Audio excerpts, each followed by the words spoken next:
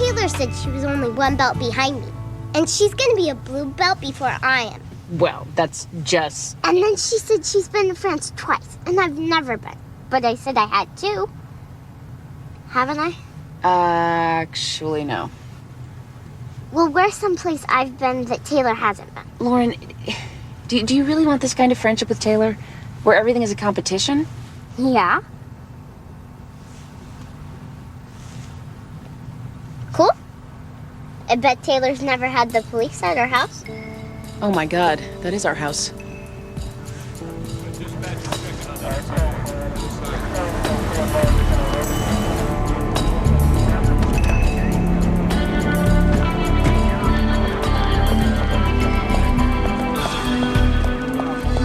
And then we dusted all the windows and doors with paint. You got everything?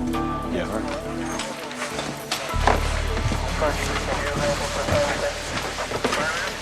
Oh my God, what happened? Did we have a robbery?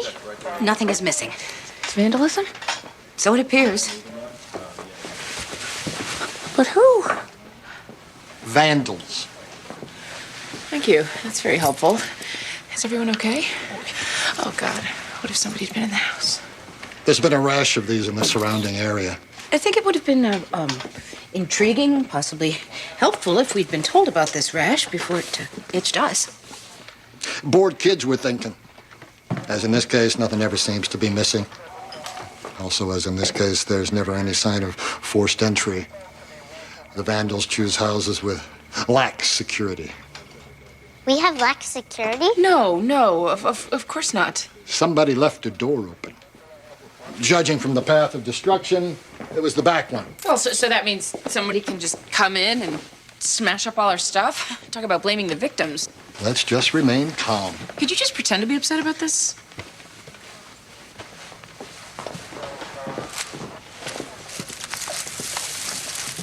My art project. We can fix that, Lauren. I'll help you. How? He doesn't have a horn anymore. You better get down to the station and file this. Sooner the report goes in, the better chance we'll have of getting these guys. Evening. Judge Gray.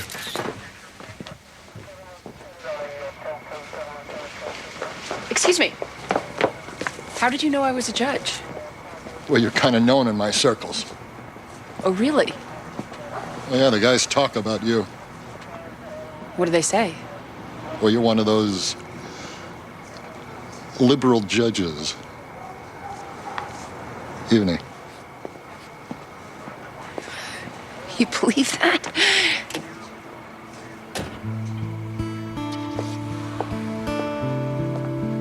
You okay, Noodle? Yeah.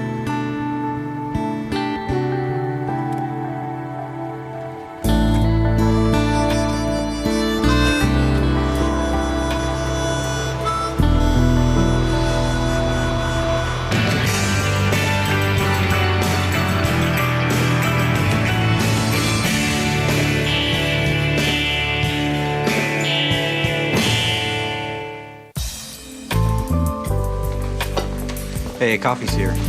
Who would expend so much effort and not take anything? Rich kids. Tell me you did not participate in serial vandalism. No. Pilfering pharmaceuticals was my bag, but I had friends who did this kind of stuff in high school. You'd be terrified to find out where most of them ended up. Don't tell me. I probably voted for one. I don't even remember what was in here. The good news is you're covered.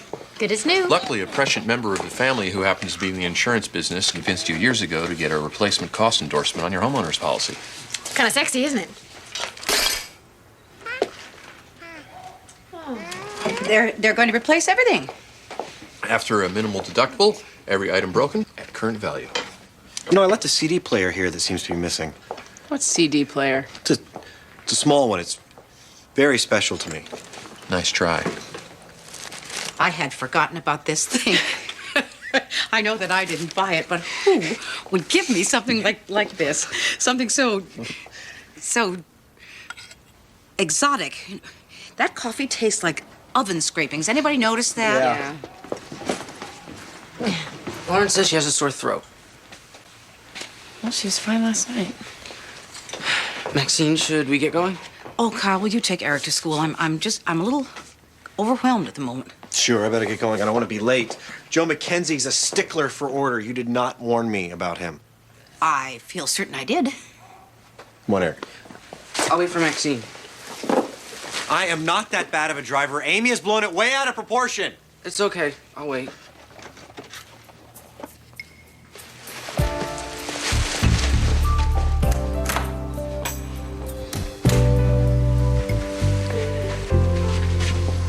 You don't have a temperature. Your nose isn't running. I think I should just take it easy. Who's going to take it easy with you? You could stay home. Or I could go to work with you. Sweetie, what happened was really scary. But it's over now. The vandals are not coming back. And nothing really bad happened. I guess I can make it through one day of school. Yeah, that's my girl.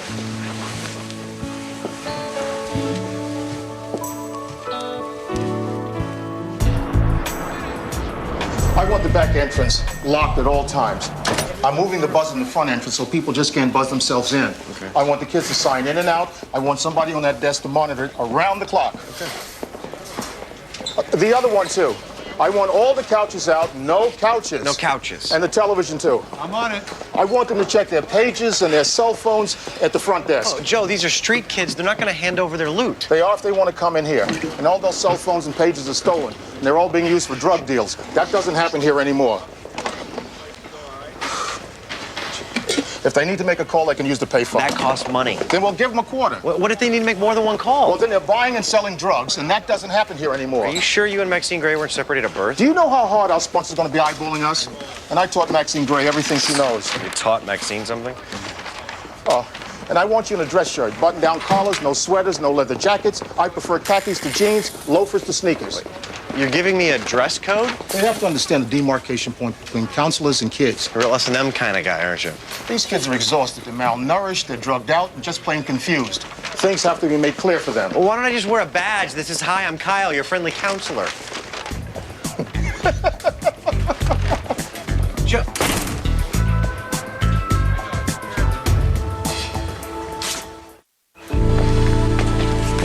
All right, this is a preliminary hearing to determine if there is reasonable cause to issue a neglect petition on behalf of Ian Popovici. Are all parties present? Yes, Your Honor. Yes, Your Honor. Yes, Your Honor. I'm Kimberly Fallon, representing DCF in this case. Actually, Ms. Fallon, Mr. James is representing DCF, who is a party in this matter. And representing very ably, Your Honor. All right. Well, DCF has made several allegations of physical and emotional abuse and is seeking a custody order to remove Ian from his parents, Trehan and Isabella Popovici. If I may say, Your Honor, that Ian has been in 3 different schools in 2 years. I believe you just did. He's a star basketball player. His parents have been moving him from one school to another, trying to place him on the best team to the detriment of his academic record and psychosocial development. And DCF feels there's sufficient disturbance in his routine to constitute neglect? He's being treated like a commodity, Your Honor. Something needs to be done as soon as possible to protect this child and ensure him the childhood he so richly deserves. And we will hear evidence on this matter. Mr. Van Exel. Tomorrow, 3 o'clock. Is that good for everyone? Yes, Your Honor. No, Ms. Fallon. I meant the attorneys who will actually be arguing this case. Yes, Your Honor. I'm good, Your Honor. Great. And one more thing, Miss Fallon, and I mean absolutely nothing by this. First time in court? I've put in hours in the field. Yes. Next case. They didn't tell us anything we don't already know. Well, maybe that's because they've already told us everything there is to say. They resented every question we asked. Pamela Taylor committed suicide while under their care. You've got to expect them to be a little touchy on the subject. So what, they just stormed through your house, breaking things like a bunch of Visigoths? About the rape and pillaging, thank you. But they didn't take anything. No. I hate to suggest it, but is there any chance that Eric was involved? In vandalizing my house? That's ridiculous. All right, whatever you say, Maxine. You want to know what I think? I think you're overextended. You got a desk full of cases, a street kid living in your vandalized house, and now you want to launch a crusade against Buckley Hills? Perhaps you would like to take one of those problems off my hands. Just pick one. What's going on, Maxine? The judge who sent Pamela to Buckley Hills is Amy. Oh. Yes, sent her on my recommendation. I see. Will you help me? Sorry, Maxine. The police disagree with you. The inquest board disagrees with you. Officially, DCF is satisfied in the matter of Pamela Taylor's suicide. Fine. I'm on my own. It's no problem.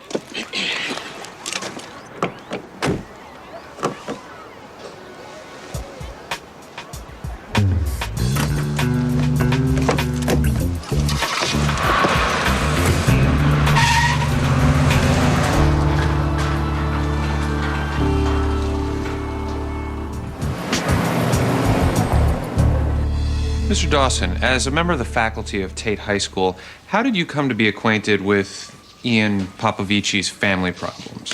Your Honor, we haven't yet established that the Popovicis even have problems. I'll rephrase. How do you know Ian? I've been his health teacher for the past 6 months. And basketball coach? That's right. Does he fit in well? He's the star of the team. Coaches dream of the opportunity to work with a kid like that. I believe Mr. James meant socially. Oh, Ian's not the type of kid who makes friends easily. So, as Miss Fallon suggested, moving to yet another school would be a very difficult adjustment for him. Yeah, that's part of why I notified Miss Fallon. Ian's parents want him to play for Laurel Park.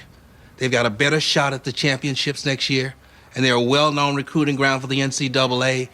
Well, they must be doing what they think is best for their son.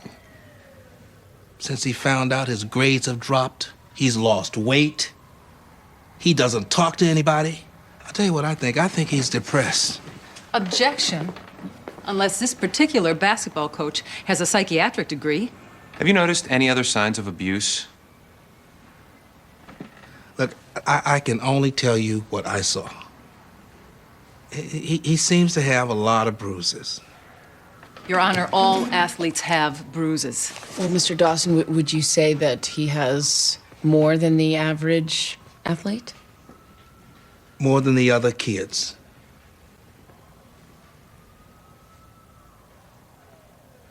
Any questions, Miss Branch? Just one, Your Honor. Is it true, Mr. Dawson, that you've applied for a coaching position at the college level? There's nothing wrong with that. Lots of high school coaches look to move up. Have any of the institutions you've applied to suggested, either directly or indirectly, that your chances of obtaining such a coaching position might be elevated by delivering Ian Popovici? Not in so many words. But that's the way it works, isn't it? Asked and answered, Your Honor. That's got nothing to do with anything. I have no more questions.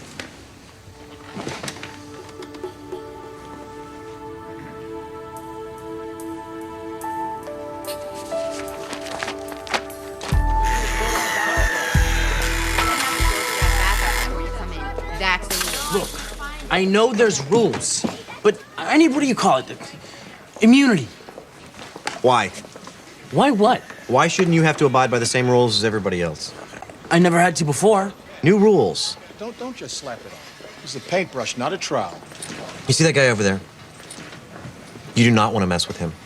I'm up for a job. I gave him this number. Check in from the payphone. I got a medical condition. Oh, you're the one. What medical condition? What happened to my right to privacy? I don't make the rules around here. Perhaps I don't even think it's a good one. But that's the way it is, and we both have to live with it. So hand it over, and you can come in and get something to eat.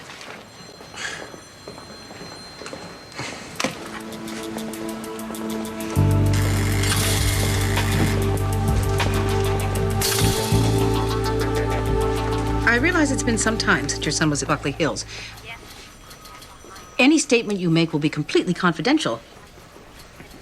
Well, maybe you could speak to him and reconsider. No, I don't understand, but there's not much I can do about that. Surprise! We took the bus. It was really fun, except it smelled bad, and a man with orange hair stared at me. Why are you here? Lauren didn't want to stay at home. Too boring. Why can't you just admit you're afraid the vandals will come back? Sweetheart, why don't you go get something from the drink machine that won't rot your teeth? Okay. She wanted to go to Amy's. Oh, Sean, you know Eric Black? No, not officially. Good. And Lauren is here as well. Of course, I don't ordinarily use this place for daycare. It's all right, Maxine. Conference room's empty. Yeah, there's a Game Boy in there and chess. Okay. Okay. I'll leave you to it then. What? That was a hard life you led on the street for 6 months. I survived. Yes. And now maybe it's time for you to realize that not everyone is trying to hurt you or take advantage of you.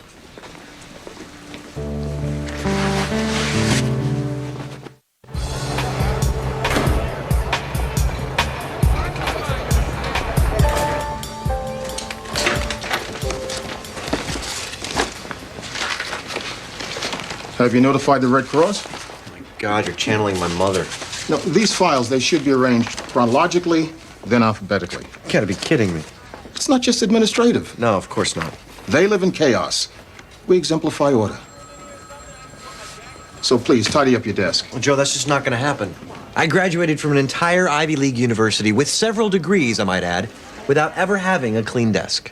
It's out of my control. It's genetic. From the DNA. All right, what are you doing? Sorting donated clothes, thought I'd wash them. They should be cataloged before being cleaned. It cuts down on the pilfering.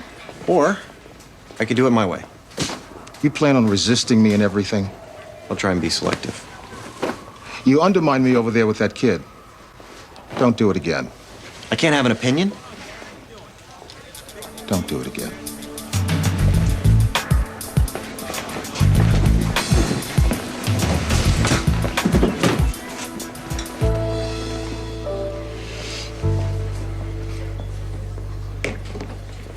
I wouldn't do that if I were you. I know. Because it's a good move and you don't make many of those. Keep talking like that, I'm gonna start using my whole brain. And you won't stand a chance.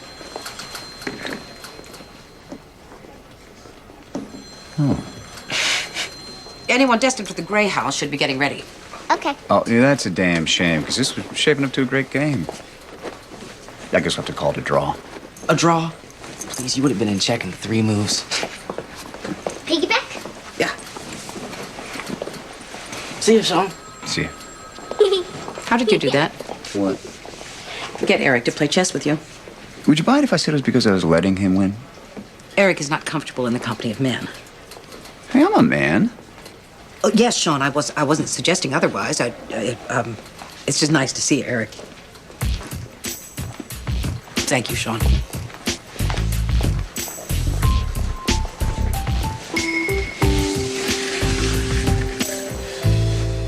I work at K-Build on a line.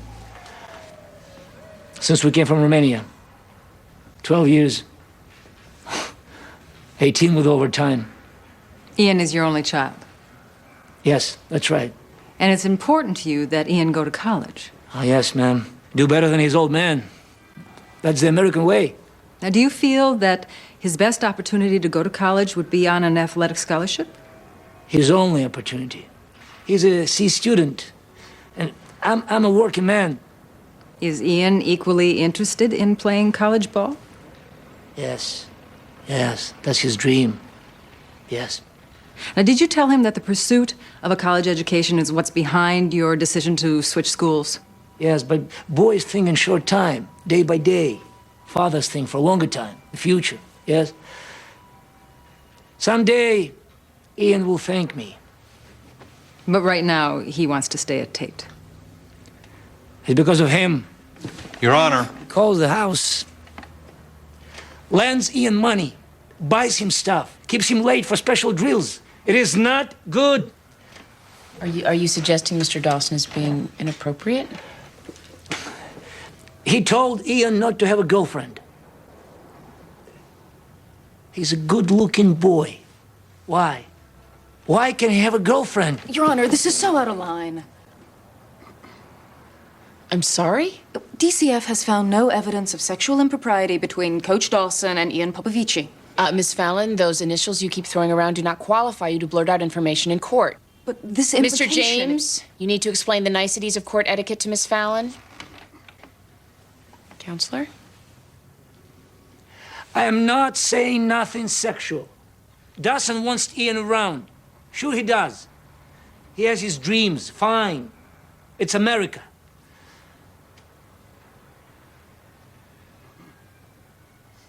But Ian is my boy.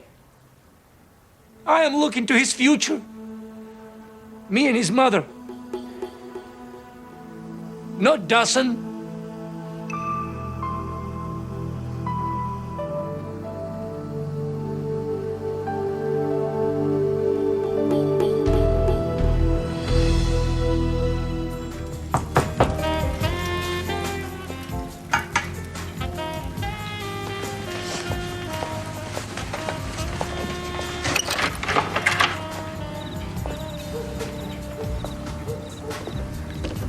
It's not polite to stare.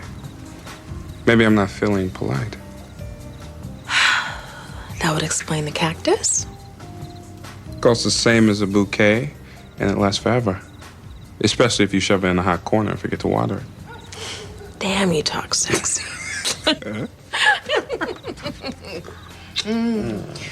Lucky for us, you act more romantically than you speak. Nothing to do with luck, baby. Where's Gracie? Oh, she's at a sleepover. So we're alone for the evening. Yes, the gods must be crazy.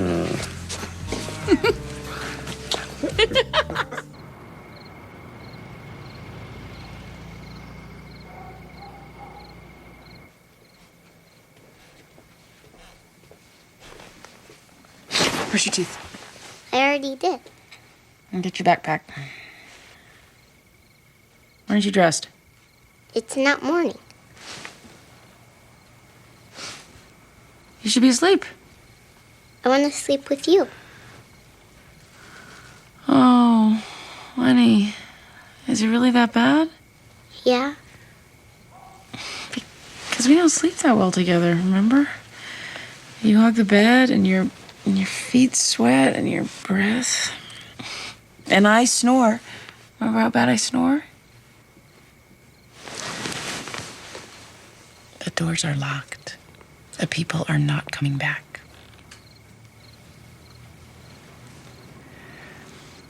All right. Just for one night. You're the best, Mom. Yeah.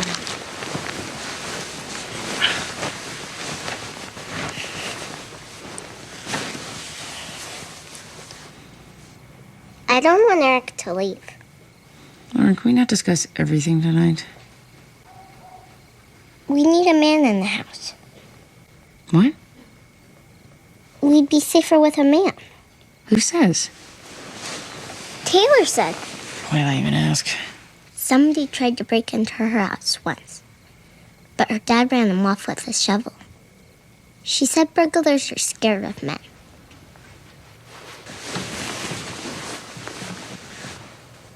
First of all, Eric is not a man. He's a boy. Second of all, I work in the justice system, and I can tell you there are many holes in Taylor's theory. Men are much more likely to be the victims of violent crimes. But third of all, you are in no danger here. You are perfectly safe. No one is going to hurt you. Your grandmother and I can be fierce if we need to. Ask anyone.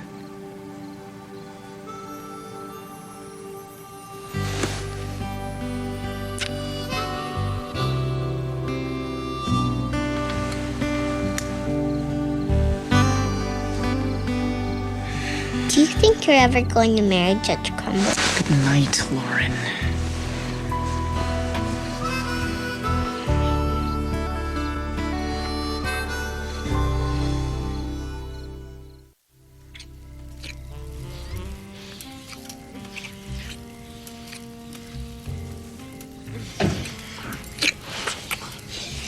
Did you hear a car door slam? You know, even if I don't hold your complete attention, you should at least pretend I do out of politeness. You're right.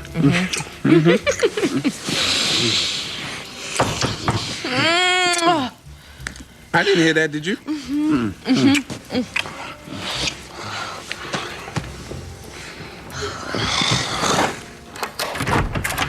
Hi. I'm sorry, Andrea, but Gracie upchucked. I think she's fine, but she wanted to come home, so... Oh, I really am sorry. I should have called. It's okay, Elaine. It's inevitable. My karma sucks lately. Are you okay, baby? I threw up. Oh, honey. Hi. Hi. Okay.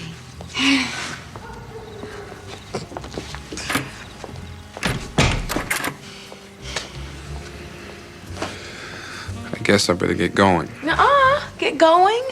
Listen, we both have kids. And if we put off grabbing our moments together just because one of them throws up, we'll be senior citizens before we hook up again. Now I'm gonna go take care of my daughter. While I'm doing that, you decide whether to run or stay here tonight and do your manly duty by me.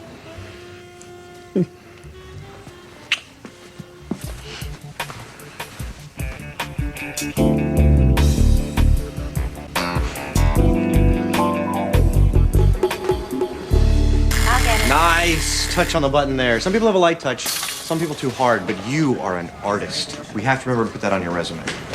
Hey, dude, check it out. He's foaming. Hey!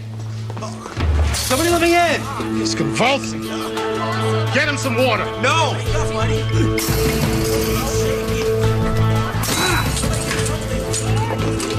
Support his head!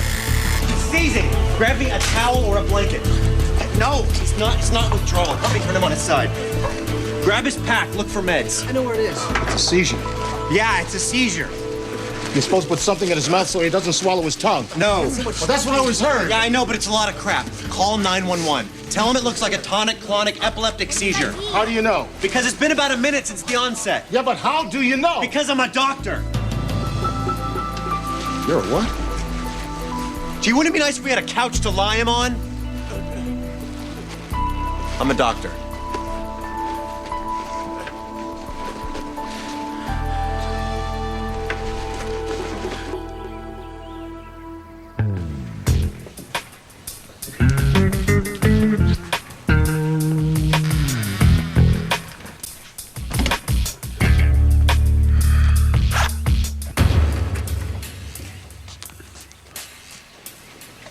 Oh! Oh! Mom! Hi, Gracie. Mom! Mom! I was just in the sheet just. I was just. She didn't see anything. Why is he in our bathroom? Well, honey, he's a guest. He's a guest who forgot to lock the bathroom door. Now, come on, sweetie. We're gonna give Mr. Van Exel some privacy. She didn't see anything. She didn't see anything.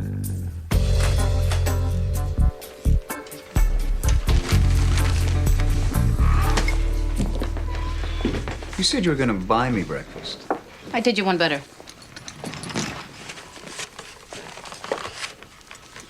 Cinnamon rolls? You made me cinnamon rolls? Fresh baked. I don't know, cinnamon rolls. So what do you want? I want to discuss something with you on a personal level. Uh-huh. I would like you to take in Eric Black as foster child. Me? Personally? Mm-hmm. I think that's a terrible idea. You've been approved as a foster parent. What are you waiting for?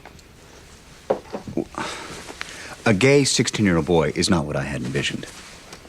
What had you envisioned? I don't know. You I'd be married to, say, another social worker, and, you know, we'd have a little house, and... And you'd foster a cute little baby who looked a lot like you. No. Eric has been exploited and hurt and betrayed by men. He thinks they all want something from him. I am a man. Why do I have to keep reminding you of that?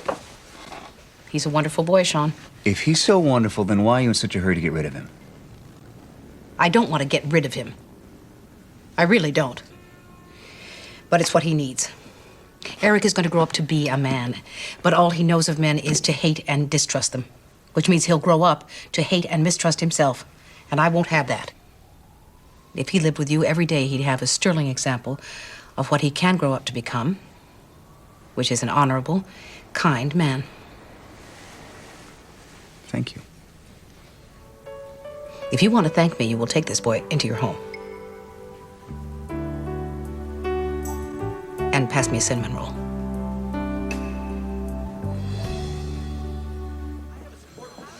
I called county about that kid Caleb. You're right. He has epilepsy. He was off his medication. They put him back on. Sure that'll last? Well, the point is you help him. I'm in the helping profession. When I was a kid, I wanted to be a missionary, but I had motion sickness. Not a good traveler. What did you want to be? Fighter pilot. Really? Of course. It's dangerous, it's fast, it's fun, it's important. Split-second decisions, come back a hero. What's not to like? Being in the military. There's that. Especially if you have a problem with authority. Hey, I'm not a fighter pilot, am I? What kind of doctor are you? I was just starting my residency. I wanted to be a surgeon. The fighter pilots of the medical profession.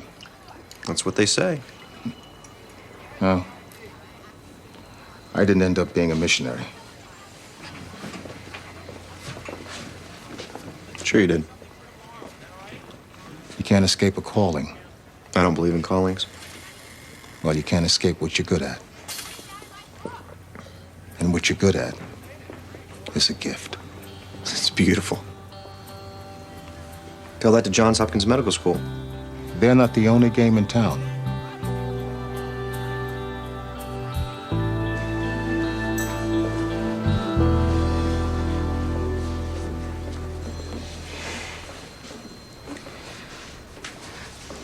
I'd rather stay with Maxine. Okay, that's a hurdle we'll just have to overcome. What do you get out of this? Well, let's see. Maxine says that something about a bigger life. Maybe we have complementary interests. What do you like to do besides chess? What do you like to do?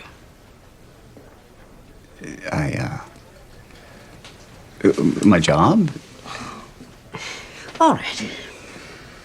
In the desperate hope that you people have some kind of secret language you can't speak in front of women, this is what I'm going to do. I'm going to get a cup of coffee. Wait, am I just alone? No.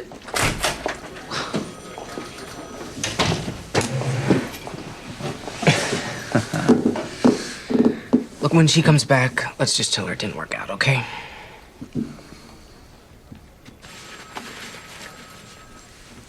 Look, Eric, this is strange for me, too. I've never had a foster kid before. Frankly, I've never had the nerve to take that step. I mean, how can I instruct foster families if I suck at it myself? On the other hand, how can I encourage people to do it if I've never had the guts to try? So what? I'm a test drive? Would that work for you? Sort of a temporary thing? You know, a test drive. Yeah, look, it would give me a dry run at being a foster parent, and it would get Maxine off my back. But you can't say we didn't try it. Exactly. Yeah, and if she thinks I'm so perfect to raise you and it doesn't work out, then she'll stop trying to farm you out. You're brilliant. And I can visit the Grays? Anytime. Maybe we could eat there tonight? I'm there.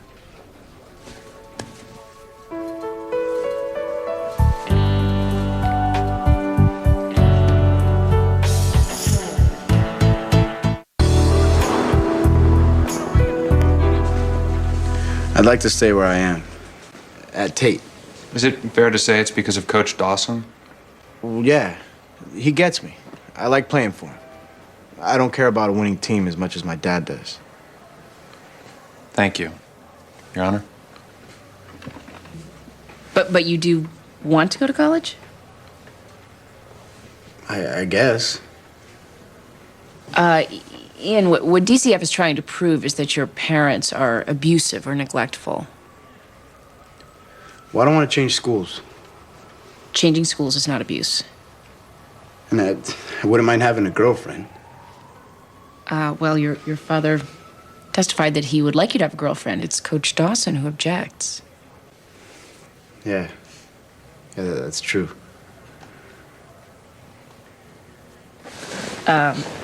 You move around from school to school because of basketball. You can't have a girlfriend because of basketball. Is there anything about the game that you like?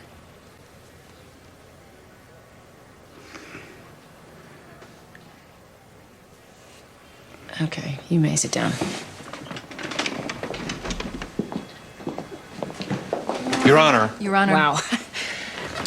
I don't know where to start. I could start with Mr. and Mrs. Popovici, who, in their pursuit of the American dream, seem to be treating their son like a racehorse. Or with Coach Dawson, who has reduced the boy to a bullet point on a resume. Or I could start with AAG James, who somehow was talked out of his legitimately busy schedule and into one of the most paltry excuses for a neglect case that I have ever seen. Or I could start with Ian, whose idea of abuse is being forced to play a game he's not all that crazy about. Your Honor. All right, Miss Fallon, I'll start with you, because you are where it all begins, at DCF. You are a bad social worker. The bond between a parent and a child is not a fragile thing. It's what we call the silver cord. It's silver, Miss Fallon. It's not paper. It's not string. Children and parents alike are profoundly affected when it is severed. Now, this case is a no-brainer. Ian is simply an average, misguided teenager in a less than perfect home. But next time, Miss Fallon, you may find yourself snatching a baby out of the arms of a woman whose house is not as clean as you might like, or who has installed her car seat improperly. Now, we hear far too much about the indifferent, overworked social workers and not nearly enough about the zealous, ambitious, and sensitive ones. And in my opinion, they pose an equal, if not greater, danger. So, DCF has failed to provide sufficient evidence that Ian Popovici has been abused or neglected. I am dismissing the neglect petition. Mr. and Mrs. Popovici, I urge you to leave Ian at the school of his choice and trust that his talent will get him noticed wherever he is. Ian, go home and count your blessings. That's all.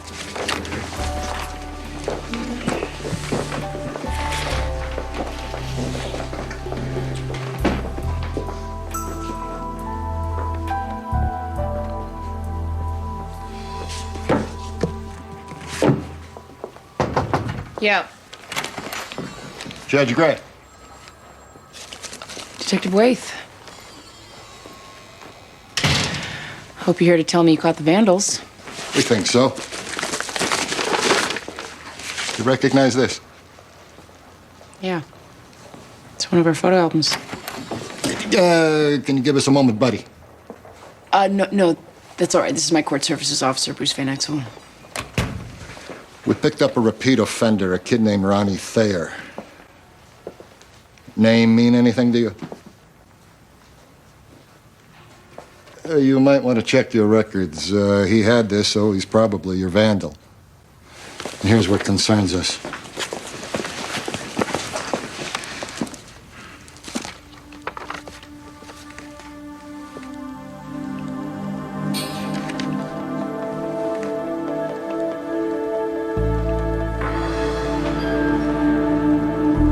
Take a lovely picture, Judge Gray. What exactly are you enjoying here? Watching the judge squirm? Gonna have to hang on to this evidence. That's it? You knew this job was dangerous when you took it, right? Detective, do you really want to make an enemy of a Superior Court judge? Good night.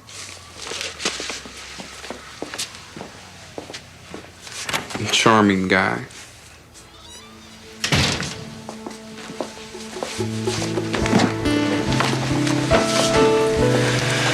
Thanks for being so next to the cop for me. I live to serve, Judge Gray.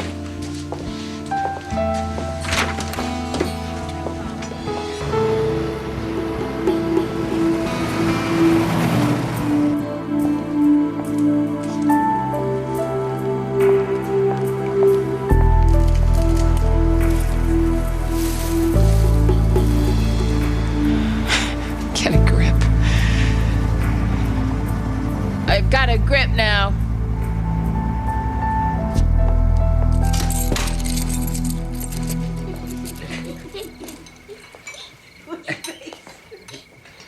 Is that enough? No, more cheese. I walked for an hour on the treadmill. Oh, for heaven's sake, Jillian, you look like an x-ray right now. Oh, thank you, Maxine. Sean, help yourself. Everyone, no waiting on lasagna night. What about Amy? No exceptions. Quite to full, because he didn't. All right, I know what? Maybe I'm just gonna go to my room. Though I don't have a room here. You don't have a room here anymore. Isn't it the sewing room now? And he's a very good sewer. As good as sewer, he's a basketball player. Because he didn't. All right, I know what? Game is 21, betting starts in a buck. Who else give you to that? Wait a minute. What? You just can't go throwing around somebody else's money. Well, somebody else's money when it's all yours? Yes, it happens to be mine. Okay, well, then these people can't lose much. I'm a good bettor.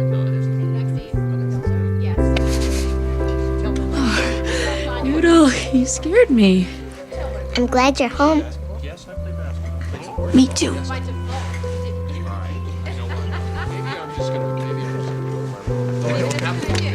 Mom's home. Now we can all relax. For the day was dark. For the dark, there was something else. Another flame, another spark. Ooh, and before the light turned dark, it was fading through, was silver and blue.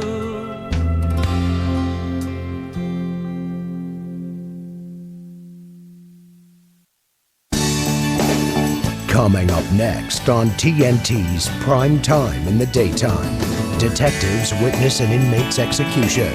Don't miss the drama of Law and Order. Next on TNT. Shh, my mother's sleeping.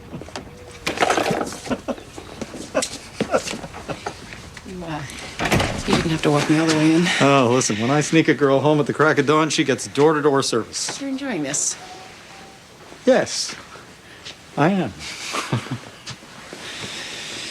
Oh, I had a wonderful evening, Amy. I know. You big slut. Yoo-hoo. Mother. Isn't this a little 80s moment? Mom, you remember. Barry, Mom, Barry. Take a breath, dear. You know, when Amy was first home from college, she was always tiptoeing in with a friend at dawn. Well, Barry was just stopping by for breakfast. They were always just stopping by for breakfast. Well. Yes. Well. Oh, I really have to be going. Oh, did I miss breakfast? It's later than I thought, and I... You're really much too old to be pretending to come by for breakfast. That's it. I'll call. Okay. Have a good day. Bye.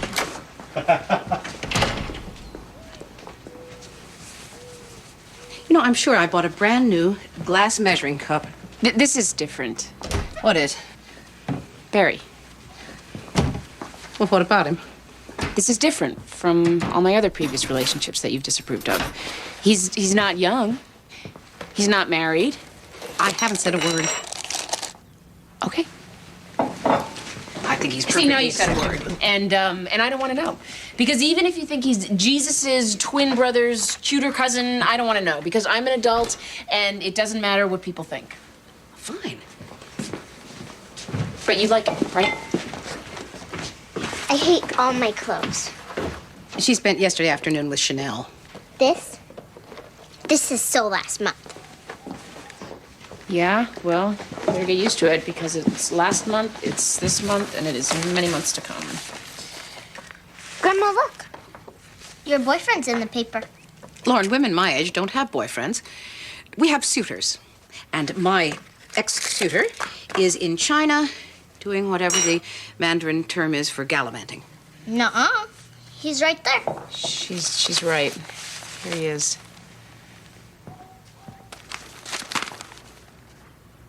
International businessman Jared Duff shares a light moment with hostess and chairwoman Abigail von Facelift Nosejob. Recycle that. I'll shred it first. You better.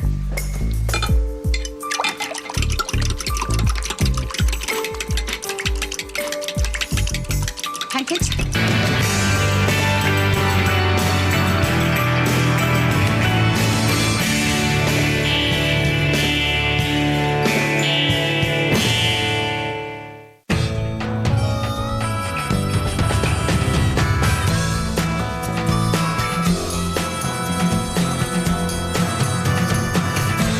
Ariadne, it's not that I resent your independence.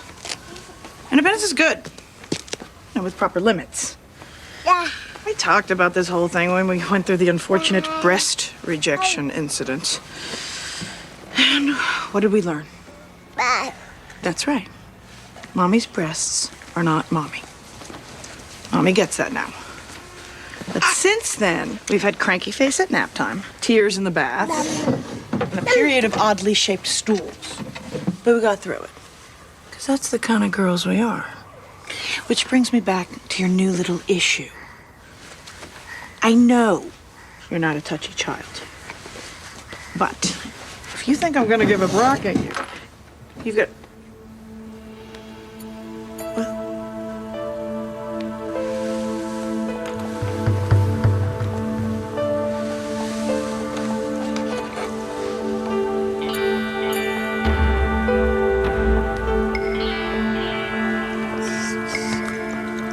This isn't Mommy's.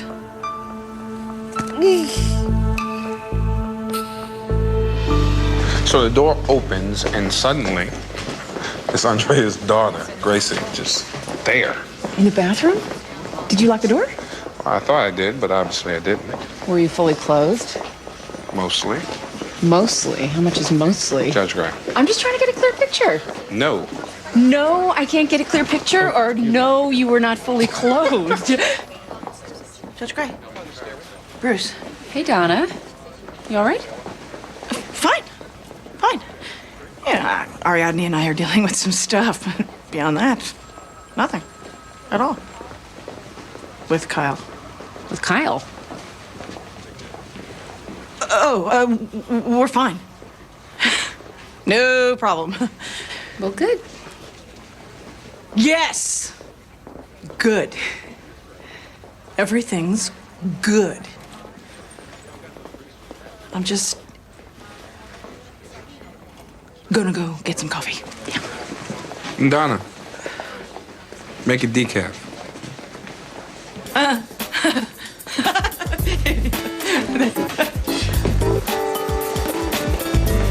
I don't want to know.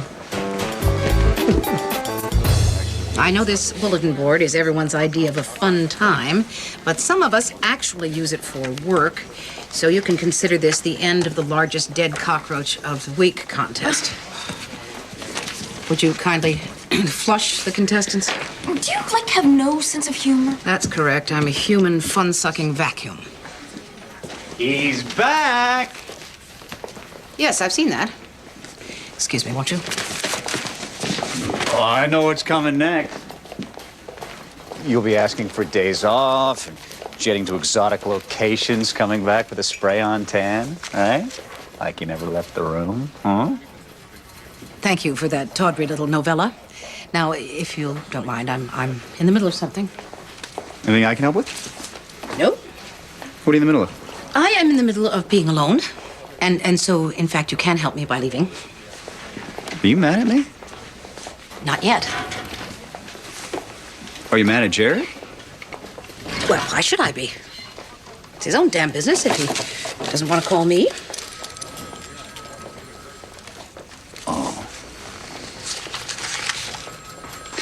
You know, you and I haven't been out for sushi in like forever, and they just keep sending me credit cards. I'm working through. Thank you, though. Please leave the door slightly ajar.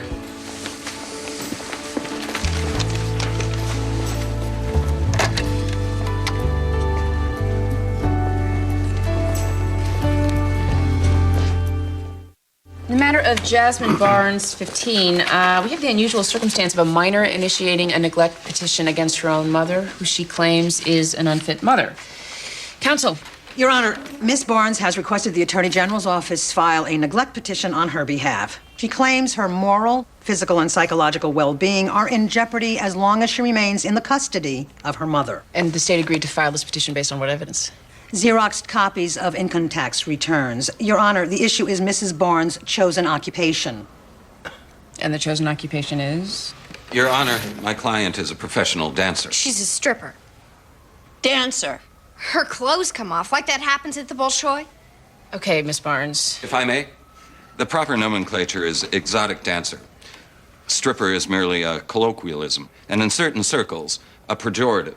If it's so normal, ask her why she has to use a fake name. If there's one more outburst... I apologize, Your Honor. Fake name? A stage name, Your Honor. My client affects a persona for the purposes of artistic expression. And that stage name would be... Busty Rhymes.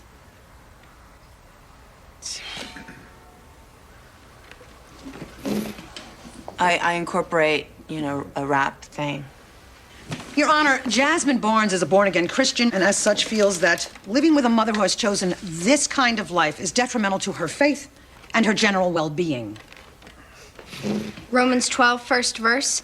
And thou shalt present your bodies a living and holy sacrifice, acceptable to God. Okay, Miss Barnes. And do not be conformed to this world, but be transformed. Just stop her. Jasmine. Thank you. Okay, well, I will review all evidence, including biblical, and Mr. Van Axel will tell us what time we are back to hear evidence. 3:30. 3:30. Do you know what's wrong with sex? Whether it's Adam and Eve, or naked dancing women, or unlocked bathroom doors, sex screws everybody up. I mean, not you, or not me, but humanity. Don't you find? Does this have something to do with you and Judge Crumble? It's the most intimate form of communication, and yet what you're really doing is holding back. Sir, I think I'm just going to run ahead and reserve us a table. And what do you have at the end? A lot of sweaty confusion. On second thought, I think I'm just going to eat at my desk. Bruce? Andrea. Sorry for showing up like this, but is there some place we can talk? Yeah. Use my chambers.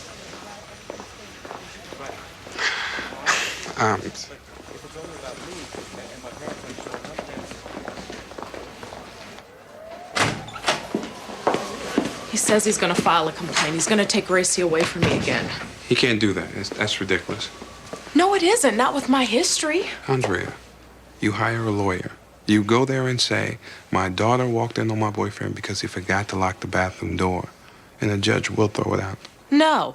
And then my ex says Andrea's boyfriend, who was spending the night, exposed himself to my daughter. And then they ask me how long I've known you, and I say, oh, not quite 2 months. And then they add that to my history as a junkie. Okay. What's your solution? Bruce, don't do this. Don't do what? We have to stop seeing each other. What? It's the only thing to do. I'm not going to lose my child again. You just be giving him exactly what he wants. He'll win, and by cheating. He's already won. I'm the one who took the damn pills. He got me on that. I slept with you. I let you stay at my house. You let me? I encouraged you. But I screwed up again. And I'm not gonna lose my child for it. Not this time. So this time you're gonna lose me. If it's between choosing you and my daughter, I don't see any alternative. And, I mean, really, we don't even know each other that well. You know that's not true. What I do know is I'm not gonna lose my child. And that's all I know.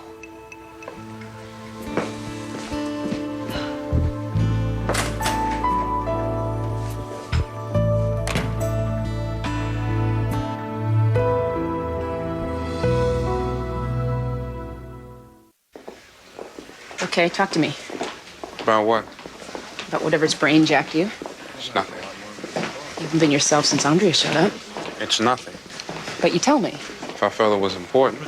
So you don't deem it conversation worthy, but there is something? Can we not talk about this now? Is it about the thing where you sort of did not have any clothes on? That's correct. All right, okay. But I'm serious. There are times when our job descriptions, when what we do every day, they all go away. There are times when I'm just here. If you need me. Thank you. You're welcome. So you're still not gonna tell me? That's right. And how long have you been dancing? Basically all of my life. I performed the Nutcracker at the Civic when I was 9. I got a scholarship to Northwestern, but I left to try Broadway. They had me back for a chorus line 3 times. I think she meant dancing. Oh. A couple years off and on. And your current place of employment? Your Honor, we don't see that that's entirely relevant. It would help give me a sense of the life we're here to evaluate. The Lusty Pelican, Smitten Kitten, Pink Ladies, all on your lap. I've bounced around a lot. Right now I'm over at Girls, Girls, Girls, Girls. It's a real clean place, Your Honor. You know, no touching. It's a smoke-free establishment, nothing untoward at all. I mean, except the nudity, of course. Which is under state guidelines. I see. But what I don't see is this. Why not waitress? Work in a bank, sell real estate. I could, and I have. But to be honest, Your Honor, I feel that with dancing, I'm exploiting my only real marketable skill. So you're saying all you really know how to do is take your clothes off? Duh! Miss Barnes? That's not what I'm saying. Well, that's kind of how it looks. It's the only thing I could do that pays good money, okay? And don't I have a right to want to make good money like everybody else in America? I mean, don't I have that right? Fine, she has a right. I have a right to want someone else as a mother. I am your mother. A piece of paper is not going to change that. They can take me away from you. Ask her if you don't believe me. You want to live with some creepy foster family? Is that what you want to do? You'd rather live with some total strangers? At least they would keep their clothes on. How do you know? Okay. I think that's more than enough for today. There you are. Busy? Very. Good. Walk with me. Talk with me. I have been thinking. Gee, I already don't like it. I think it's about time we made a few headlines of our own. Flashy headlines. Regular diet of infanticide and sexual abuse is too low-key for your taste? What would you say to a black tie event? Casino night. Upstairs in the cafeteria, which I could rent as a private citizen in case you're worried about any ethical murkiness. Plus, it'll give us room for the tables and the dance floor. Sean, if you need a weekend in Atlantic City, just buy yourself a ticket and go. I'm trying to present a serious idea here. Let me know when you get to it. Picture it, Maxine. A high-profile, glitzy, sexy fundraiser. Okay, but in order to do that, wouldn't we have to have, I don't know, a fund? Well, we have one. The Sean Potter Scholarship Fund. A scholarship named after you? My grandfather, actually. We pick an inner-city kid who most exemplifies the values that Potters hold dear. Beer and ice hockey? Overcoming obstacles which seem insurmountable. Like this conversation. Did I mention I'm busy? Oh, look, we'll invite all the dignitaries. I'll even get Roland to show up. The governor? Now you've moved from dreaming to delusional. I've got some strings I can pull. I went to Amherst with his son. Think of the press coverage we'll get. Why do we need press coverage? It's not like we have to drum up any more business. Yeah, look, if we do a good deed and raise a little money for some underprivileged kids and we happen to get a little ink in the process, how is that a bad thing? Sean, what is this about? I want Jerry Duff to see you in the paper. In your best makeup and a nice black velvet something with maybe a touch of the cubic C's and a plunging neckline. And why do you want that? I don't know. Will you let me have it? If you have your little shindig, my cubic C's and I will show up, and if I have to end up on the society page with the governor, I will not protest. Good. I'll call the caterer. Who the hell is going to pay for a caterer? Could you just have him return my call? Bruce Van Exel. My cell is 555-0117. As soon as possible. Thank you. Bruce, I so need to talk to someone. Donna, this really isn't a good time. It's important. And don't tell me to talk to Judge Gray, because that is el grande no es posible. Donna, look, I just... Judge Gray's cousin Kyle, as you know, is currently my tenant. You're just gonna tell me anyway, aren't you? I found a stash. Stash? Drugs. Morphine. It's definitely a controlled substance. I found it in his room. Okay, listening. I know I should confront him. It's not that I'm confrontation phobic. Vincent, you may remember, my former roommate, he'd shave in the shower. Just leave little tufts of hair everywhere, little tuft. See, I'm gagging, even now.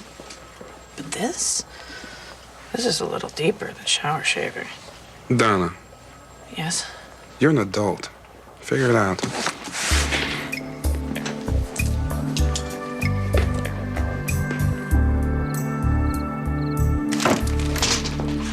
Chanel has a new outfit every day almost. Well, Chanel's mother drinks. Drinks what? Stuff that makes her spend indiscriminately on everything but quality time. A trip to the mall would help my self-esteem. Lauren, you're a gray woman. We're complicated. We don't rely on a shallow exterior to validate our self-image. I'd rather be hip than complicated. Wait till you see what I got at Bloomingdale's. I want to see. Impeccable timing, Mother. What's all that for? Casino night. I can't just throw on any old rag to rub elbows with big shots. There's a good chance that the governor will be there, and you are invited. I want to go. Well, of course, honey. You're invited, too. I even got you something to wear. Now this rocks. Mom, what is all this about? Sean Potter wants to throw a glitzy fundraiser. If it's important to him, I don't mind getting all dolled up and playing a little blackjack. And if we happen to get some ink on it, I don't see how that's a bad thing. Oh. Oh, what? Grandma's gonna have her picture in the paper along with Hartford High Society, where it might just happen to be seen by a recently repatriated millionaire. Oh, Amy, you really think I'm that petty? Oh, no, Mom. I think there was absolutely nothing in your closet good enough for Sean Potter's casino night. What's petty? Small-minded, which I am not. But if I were, would I be getting more satisfaction out of basic black with sparkles or more than Oriental Splendor? Basic black. Oriental Splendor. Well, you two are a big help. Mom, wouldn't it be easier just to call him? I don't know what you're talking about. Certainly would be cheaper.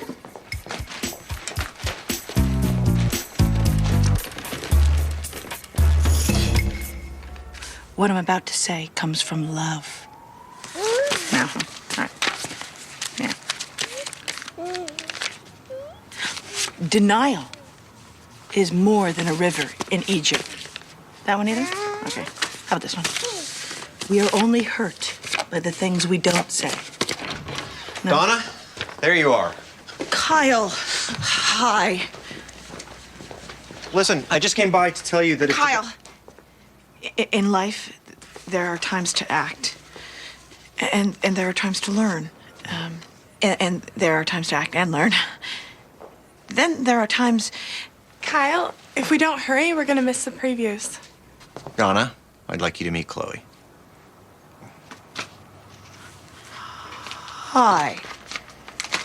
Could you excuse us? Kyle, could we talk? All right, now. Later, Chloe and I are going to go see a movie. But if a guy named Jesse calls us about Teen Harbor, I need you to page me. Jesse, page you. Got it. So sweet. Look how she lets me hold her. Oh, she's a peach. Give her back. So, my pager number? On the fridge. I know. Nice to meet you, Cleo. Chloe. Whatever.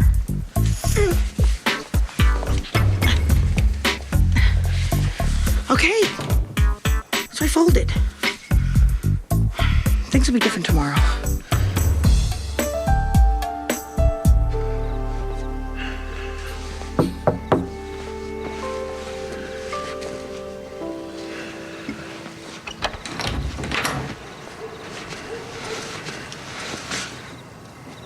What are you doing here?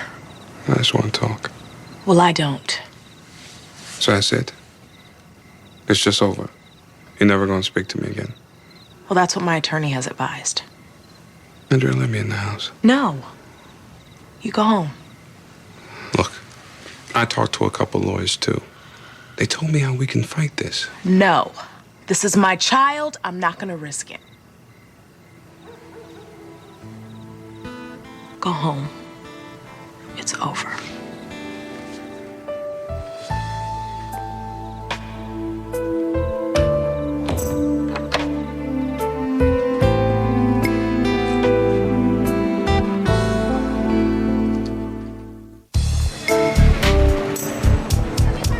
I was born again on June 30th.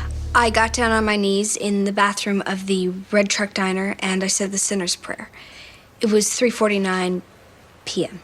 And so as of, let's say, June 30th at 3:48 p.m., you had no problem with your mother's choice of profession? Well, I didn't really think about it until then. I mean, I liked that she didn't get home until midnight, but that was just because she didn't know I had guys over. So up until June 30th. Your Honor, the date is not an issue. Excuse me, Miss Kendall, but I will decide what is and isn't an issue. Of course, Your Honor. Ms. Barnes, how has your life changed since your conversion? Everything has changed. I have self-respect. I realize that my life is a gift from God and that I owe him for it. Excuse me. 36 hours of labor. Let me tell you, God wasn't in the room. Ms. Barnes, it's your daughter's turn to speak. Go ahead, Jasmine.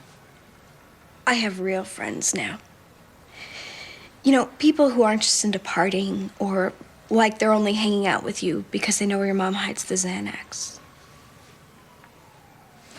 And what are your new friends into? Grades and the future.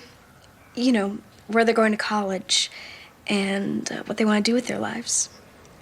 And their parents are doctors and lawyers and stuff. And they ask me what my mother does for a living. I actually told this one guy that my mother was dead.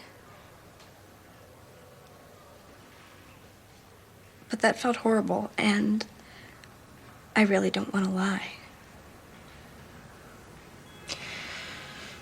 Well, let's say I find in favor of the neglect petition. What do you think is going to happen then? I guess you'd have to give me to someone else.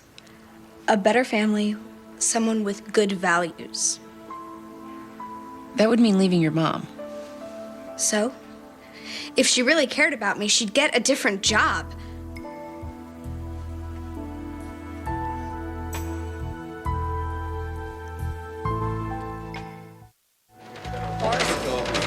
No, fellas, the blackjack goes over here. If we put blackjack there, we won't have room for baccarat. The age-old dilemma of public service. No room for baccarat. Maxine, you gotta admit, the place is shaping up, huh? Yes, we're just a couple of hookers short of Atlantic City. Hey, did the governor call? Not since 11 minutes ago when you last asked. Call him. No, we play it just like this. He'll show. You watch. This is purely academic, but just what makes you so sure? He owes me. Governor Rowland? In what way does the governor owe you? Because my name is Sway. Sway? Yeah, close election, urban vote. I endorse. People listen. Sway. Enough said. He'll be here. Cool, craps wheel. Kimberly, craps doesn't have a wheel. It's a game involving dice and therefore probability. It's the game of chance. Why is this important to you? Because I'm mean and vindictive. I know I hide it well, but it's the truth. Sean, the man hasn't actually done anything. We broke up, and he is free to run around town with any aging society bimbo he wants. And I'm free to punish him for being a moron. I don't like seeing you treated badly. And I see a way to do something about it. I don't ask for much. Just give me this. No, guys, the banner outside. This way. It's gonna go through. Down through. Open wide. Okay. Now you.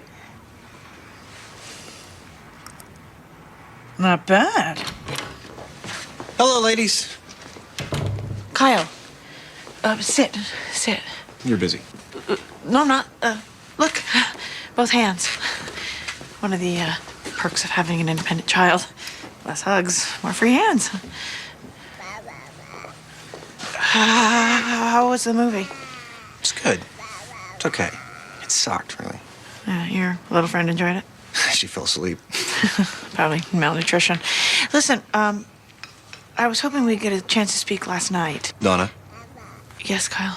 Ariadne's putting spinach in her ear. Whoopsie. Anyhow, I was hoping we could chat, and then you showed up at band. Chloe. I know. The one who looks like Cameron Diaz. Of course, all your friends look like Cameron Diaz. Why is that, do you think? Oh, you're not getting like a metallic taste in your mouth, are you? Because that could mean you're losing it.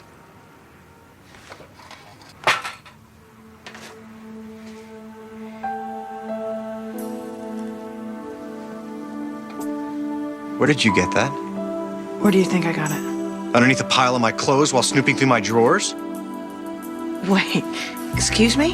You're mad at me? Hell yeah, I'm mad at you. You have no business going in my room, much less going through my things. My room is my room. My property is my property. Got it? Yes, but what are...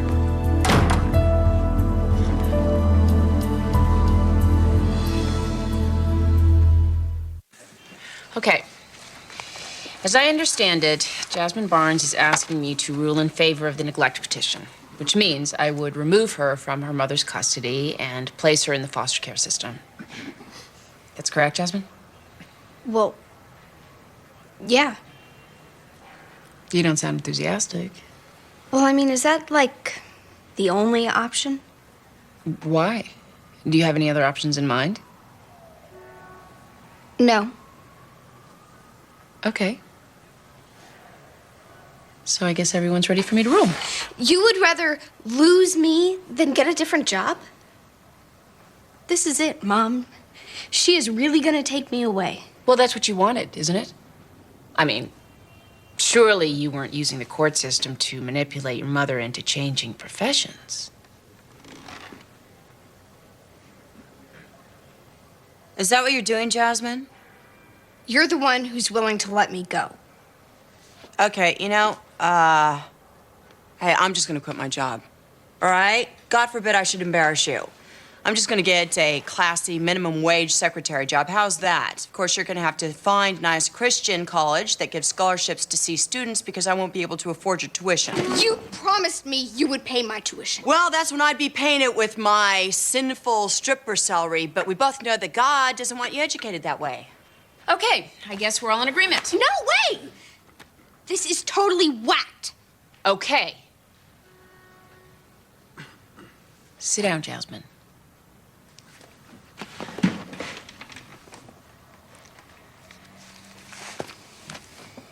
Your mother is not neglecting you.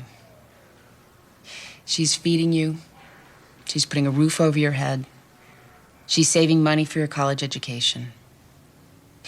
Her career is protected under the Constitution, and she has a God-given right to embarrass you in any way that is legal. Think of it as character building, and be happy that I'm not holding you in contempt for using the court system to manipulate your mother into working at Home Depot. I'm denying the neglect petition, and we're done here.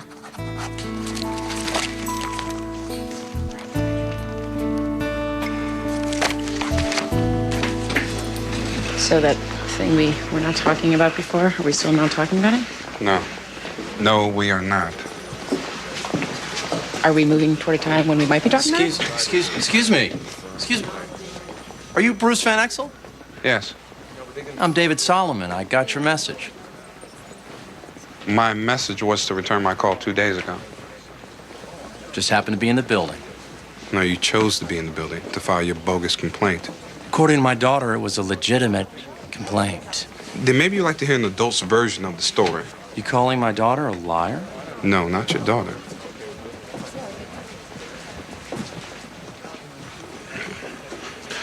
I can explain what happened.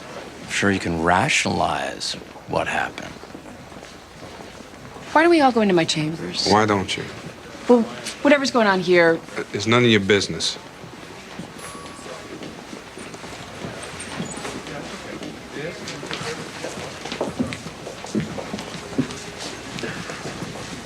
Look, you son of a bitch. You have screwed with me all you're going to. Now stay out of my life. And out of Andrea's. Or what, Mike Tyson?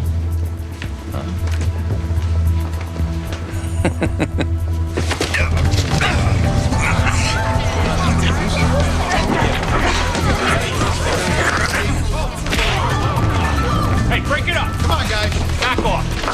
Come on. Relax. You all right, sir? All right, everybody, fall over. Go back to your business. Come on, folks. Break it up. Keep moving. Go. It's over. You want to be that way? We can be that way. I just didn't expect the line between where you stop and I start to include a guardrail. I'm gone. Kyle, I just want to say something. Boundaries are an issue for me. Okay? I'm working on it. Good. But if you plan to go on living here, then I get to have rules. As in? As in, you don't get to do drugs under the same roof as my daughter, period. I don't do drugs. Okay? Then I get to know why they're in your drawer.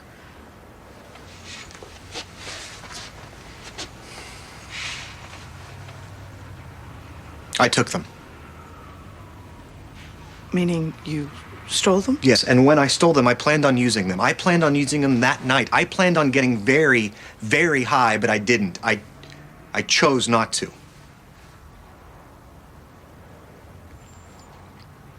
It's a lovely thing to be a recovering addict as opposed to an addict, but the truth is that every single day I have to get up and make that choice one more time, and that's why I keep that vial.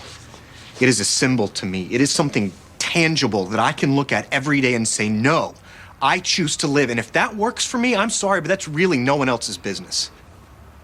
Well, what? Well, I love that. Okay.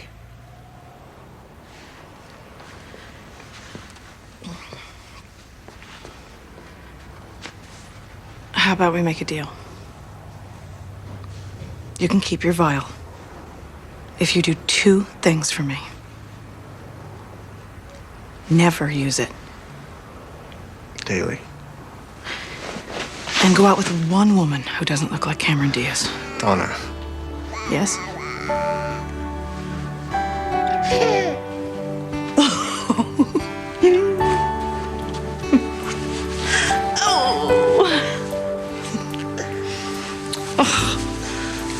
Way better than drugs.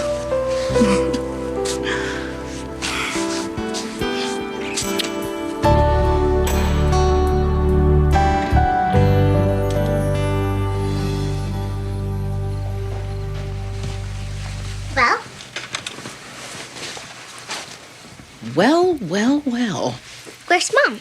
I want her to see. She's meeting us. Oh. Good. Because now the big question, makeup. Well, I think you're just right the way you are. Would you like to put that in your hair? Right there. And you want to wear your scarf off the shoulders. And a little blush. Blush brush. Voila. Cool. Way. You look pretty too, Grandma. I do. Don't I? Do boys do this? Do what, sweetheart? Get all twisted up in their stomach, worrying they don't look good enough? Yes and no. Men look in the mirror just as much as we do, but they always conclude they look great. How about a little lip gloss? Lip gloss.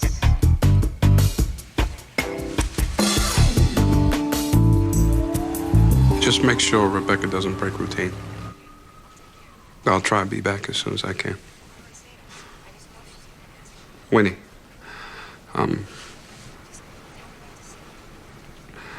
tell her that her daddy loves her. Yeah, you too.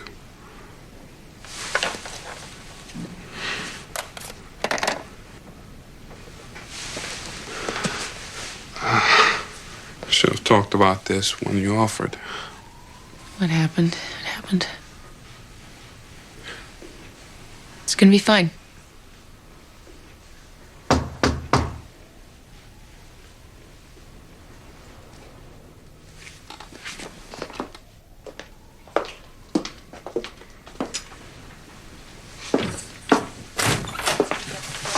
We have a warrant, Your Honor.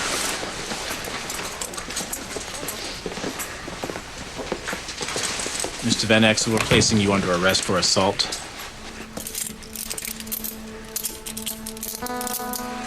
You have the right to remain silent. You have the right to an attorney. Is this absolutely necessary? This man is my CSO. This man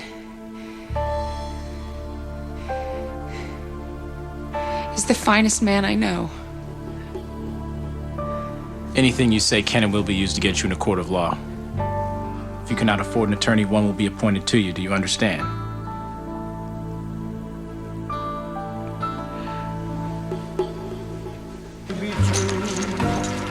Who's your daddy? Come on, Mama needs a new pair of shoes. Kimberly, just throw them already.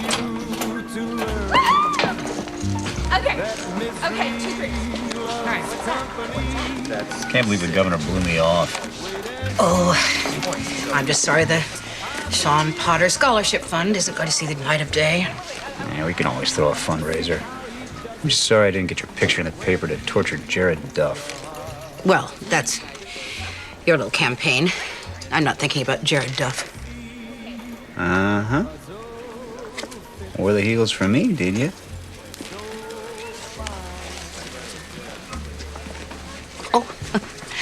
Do I have the wrong night? Unfortunately, no. It seems that a lot of our dignitaries were too dignified to show up. Well, I wish I'd known. I could have brought the governor with me. I had breakfast with him this morning. I so don't need to hear that. Sean knows his son. No, I don't. I said we went to the same school at the same time. I never said that I actually knew him. Where's my date? Didn't she call you? Something happened at work, and so she's not going to make it. I got snake eyes. Okay. You go right up to bed.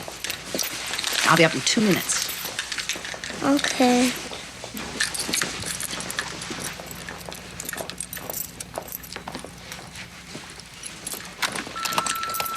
Mrs. Gray, this is Jan at Dr. McClure's office. Just reminding you that Percy is due for his heart rhythm shot, so give us a call so we can set up an appointment. Thanks so much.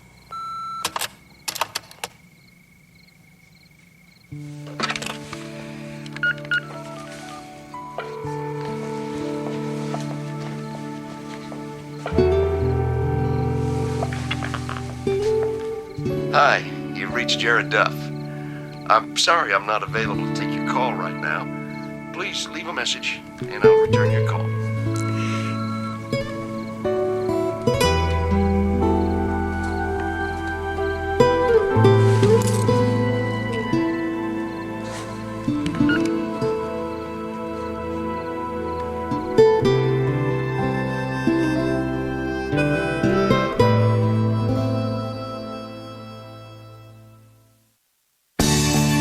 Coming up next on TNT's Prime Time in the Daytime, there's nothing but drama when Maxine accuses Amy of a poor decision.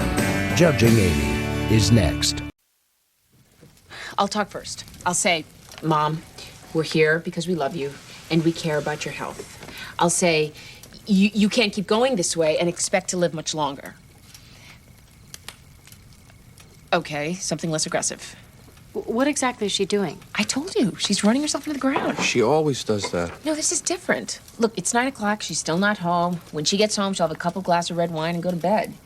Well, I take Tylenol PM. Sometimes. The point is she doesn't sleep. She's up all night, she's pacing. And then in the morning, she gets on the phone with people and starts yelling at them. Maybe I'm missing something, but that sounds like Mom. This is different. She says it's a case at work. I think it's something else. I think it's about Jared. Jared Duff? Yeah. He's back in town. He hasn't called her. I think she's throwing herself into work to compensate. Are you going to say that? I might. What are you doing? Looking for one without nuts. I'm allergic to nuts. You really should pitch in here. Mom helped you when you were down. I want to help. I just don't know what it is we're doing. We are talking to Mom about her health. Like an intervention? No, it's not an intervention. It's a casual family discussion. Carefully organized and scripted by Amy. No, I think we all should participate. For example, Kyle could talk to her about her smoking. Why? Because you're practically a doctor. But I smoke. You should stop smoking too. Okay, can we do one intervention at a time? And Peter, you tell her that she's too old to be burning the candle at both ends.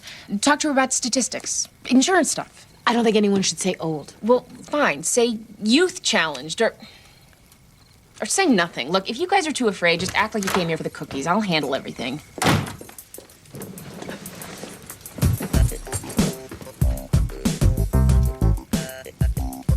Oh, dear God.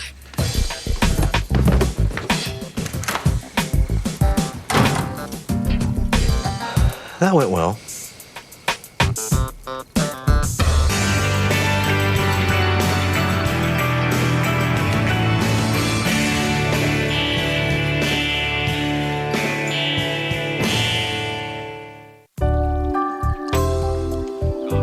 Robert, a lawyer is coming into DCF today regarding the Buckley Hills case. Apparently, the Taylors are filing a civil suit. Yeah, please print out all the files we have on Pamela Taylor. Because I have a hate-hate relationship with my computer. Find out who the original caseworker was, and I need it all on my desk by 10 o'clock. I'm not asking, I'm telling, Robert. Surely you know the difference by now. Thank you. Hi. Hello. You were out late last night. Yes. Where'd you go? To an opium den. Mom. Amy, I would have gone anywhere to avoid whatever was brewing in the living room. We're worried about your health. And I will tell you why it's my business. Because if you were to get sick or die right now, it would seriously complicate my life. Well, then I will certainly try to avoid it. Why are you driving yourself so hard? I'm working on a special case. And you can't delegate it? No, I cannot. Because no one else would do it right? Something like that. You know what I think? I think this isn't about work at all. I think it's about Jared Duff. Oh, for God's sake. Amy, just because you look at the world like a love-starved adolescent doesn't mean that everyone does. Why are you being so mean to me? I am trying to help you because I love you. Pamela Taylor. Does that name sound the least bit familiar to you? Don't change the subject. This is the subject. Pamela Taylor, the hypothetical teenager. You sentenced her to 30 days at Buckley Hills. On my recommendation, remember? Yeah, I remember. Well, she's dead. She killed herself at Buckley Hills. That's what I'm working on. So just leave me alone.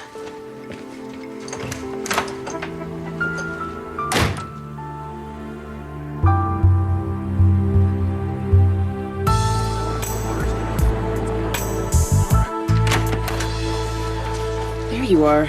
It's late. I want to make sure you found your docket. I did. Wish I hadn't. There must be 50 cases on here, mostly neglect. Why are you dressed like that? I didn't expect to be working today, Judge Gray. Why not? Because by now you should have received a letter from the presiding judge recommending my suspension.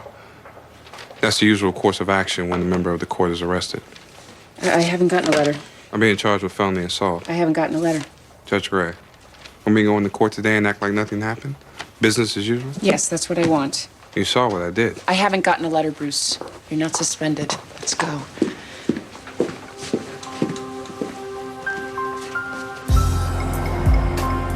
In looking at Pamela Taylor's file, did the girl report any specific abuse? Nothing specific, but she was obviously distraught and said she'd die if we sent her back there. The death was, of course, ruled a suicide. The coroner found nothing to dispute that. However, there was suspicious bruising and what might have been rope burns on her wrist, and he felt she was malnourished. Oh, well, sure. You starve them, beat them, tie them up, leave them out in the cold, all in an effort to teach them what decent, civilized behavior looks like. We've already shut down a half dozen of these places, with substantial damages going to the families. It's all in the file I sent you. You have read it. Yes, it's impressive. Now, I will need all of your files. I seem to be missing some. That's everything. What about the other families? Mrs. Gray, the Taylors want us to file a class action suit against Buckley Hills. That can't be done on behalf of one family.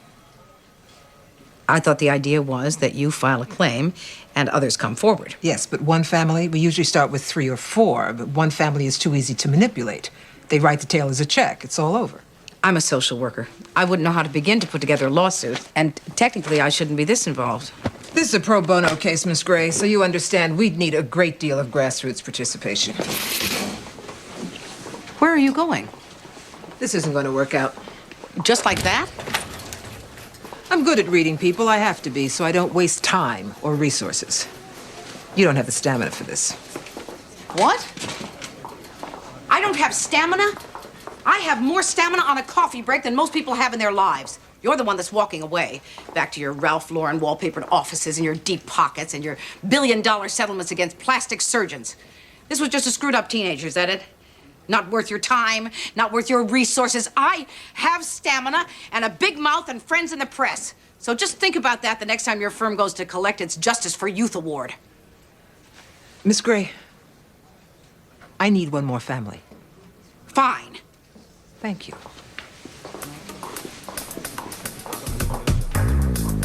What are you looking at?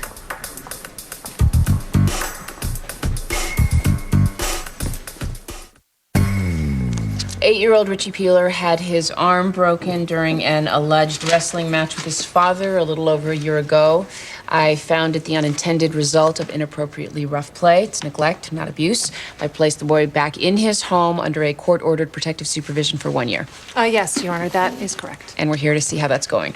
Lawrence Cahill was the DCF social worker at the time, and the case has since been transferred. To me, Your Honor. And you've had the case for 9 months? About that. Then I'm missing a report. According to my records, I haven't seen anything since then. Well, I've been to the house several times, and I apologize for my failure to file a report. And when was your last unannounced visit at the Peeler home? 3 months ago, and I'm sure I wrote the report, but there's an obvious chasm between my office and yours. And how did the situation seem at the Peeler home? Satisfactory, Your Honor.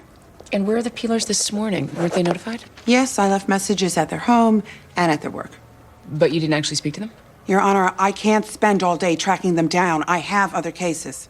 I'm a little concerned there was evidence of bruising 9 months ago. Not substantial. What does that mean?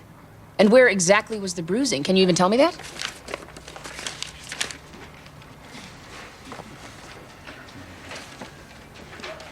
I'm not happy, Ms. York. Judge Gray, currently I'm investigating 25 cases, half of which involves sexual abuse, one of which involves a mother setting her 4-year-old son on fire. I'm not happy either. Okay, I'm gonna put this down to the fact that we're all having a bad day, but I would like to see you back here this afternoon with a full written report on Richie Peeler. All right? Frankly, it's not, Your Honor. But I'm gonna have to make it work because I have no choice. That's right. You don't.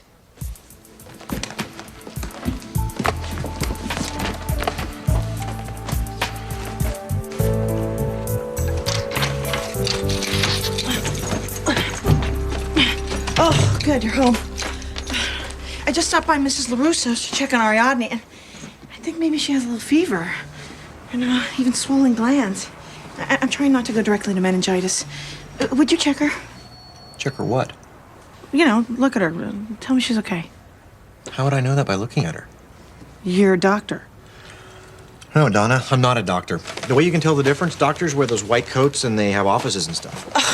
You know what I mean. I mean, you're practically a doctor. No, I'm practically a recovering drug addict who works with incorrigible teens for almost no money. Oh, come on. You can't look at a little baby and tell me if she's got meningitis or not. She doesn't have meningitis. How do you know? I don't. I'm not a doctor. I'm just telling you what you want to hear. Now, will you please just leave me alone and stop using the word doctor? Don't say doctor or physician or MD or healthcare professional or specialist or shaman or anything to do with medicine in my presence, if you don't mind. Thank you.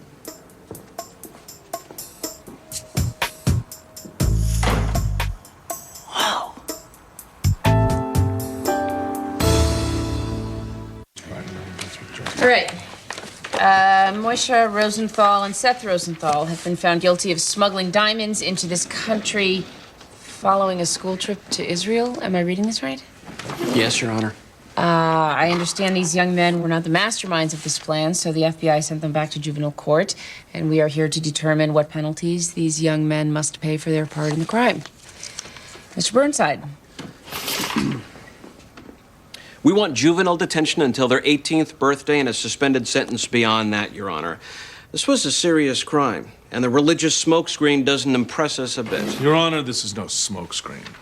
These are devout young men. They both attend religious school and they keep kosher. Regardless of their diet, these were serious offenses. An adult facing the same charges would be looking at 20 years. I'm aware of your concern, Mr. Burnside. Let's let Mr. Fisher speak. These boys live a sheltered life. They're naive and inexperienced. And because of that, we ask that you consider their culture as a mitigating factor. How's that? Well, these children are completely cut off from the rest of the world. They go to school beginning at 7 o'clock in the morning with breakfast and davening. That is praying.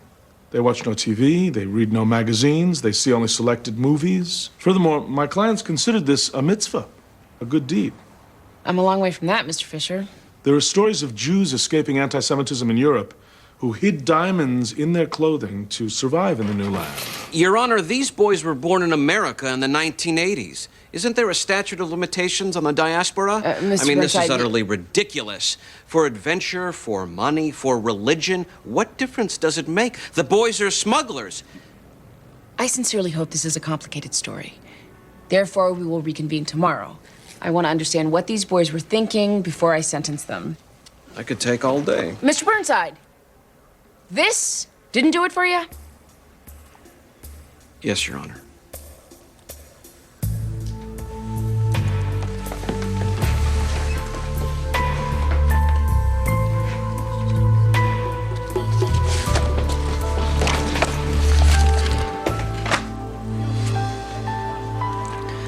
I'm all for shutting that place down. I'll sign anything you want me to. I'm afraid it would require more than a signature. We're trying to file a case. So what, I'd have to go to court? Not necessarily. Because I can't really afford a babysitter. Or you wouldn't have to go to court. But we'd need to take a deposition. You would need to give us a statement going into some detail about your treatment at Buckley Hills. Listen, that was a long time ago. My whole life is different now. My husband doesn't even know anything about that. Would it be a problem for him to know? I was a juvie, a screw-up. The less he hears about that, the better. You filed a police report when you left there, Luana. It's a matter of public record. I've read it. So you know what happened to me? It says you were sexually assaulted by an older boy. I told the counselors at Buckley Hills. They didn't do anything. They acted like I deserved it. The police just let it drop. They didn't believe me. The situation is different now, and I believe you. I just can't see going through it again. And Danny finding out. I've got all I can handle. I lost years because of that place. I don't want to lose any more. I got plans and stuff. This is Pamela Taylor. She was sent to Buckley Hills and she died there. She doesn't have any plans anymore. How'd she die? Suicide. I thought about doing that too, but I stuck it out.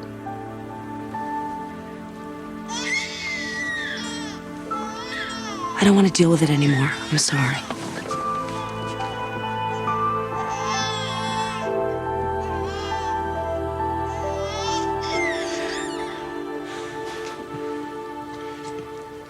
So you think you've seen everything, and then the universe sends you Orthodox Jewish diamond smugglers. Yep. As a parent, how do you see that coming? I don't know. So this is the way it's going to be from now on? The laughs are over? Judge Gray, I lost my sense of humor somewhere between my jail cell and the bail hearing. What does your lawyer say? Sign here and give me a retainer. You're not going to be charged with a felony. Judge Gray, you were there. You saw what happened. He provoked you. I'm sure your lawyer's going to get you out of it. Get me out of it? You work in the justice system. You're working on a psychology degree. You're active in the church. I nailed the guy. I completely lost it. You were provoked. Can we talk about something else, please? What? Nothing. That would be my first choice.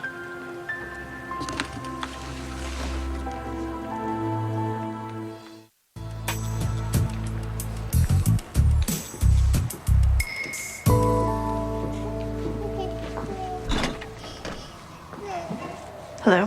Hi. How's she doing? Fine. Did you take her to a doctor? Yep. What do you say? Eric?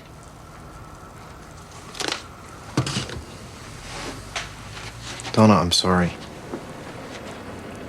Fine. Come on, I'm trying. It's a button for me, okay? It's an exposed nerve. Well, maybe you'd feel better if you talked about it instead of snapping at people. I'm not very good at that. Fine. Then let's live out our days in cold, awkward silence. Did it ever occur to you that I don't talk to you about my life because it's humiliating to me? Why? Because of the drug thing? Donna, I was 2 years away from being a surgeon. I was kicked out of school. I was publicly denounced as being a fraud and a thief and a junkie. I was 5th in my class, and now I'm this. Not that I mind being this. I'm grateful to be sober, but I am occasionally humbled by my past and would prefer not to talk about it to somebody as responsible and together as you. Me? I have problems. Not really. Yes, huge. Now look at me. I'm estranged from my husband, a man who convinced me he had the soul of a poet, but who in fact killed his own mother. Everybody's a mess. You're not so special. Thanks. And the stuff I see in Judge Gray's courtroom? Please, you're practically average. I really, really wanted it, you know?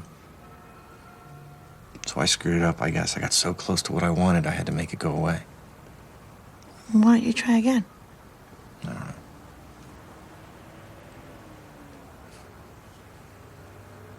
Afraid to. Oh, come on. Couldn't hurt to try. Pick up the phone, make a call. Start there. The journey of 1,000 miles begins with one step. Mahatma Gandhi. Or Dr. Phil.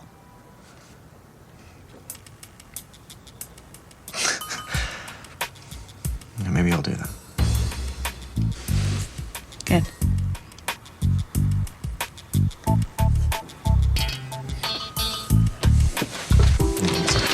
All the bonding I can take for one day, I'm going to bed. Hug? Yeah, maybe we can work up to that.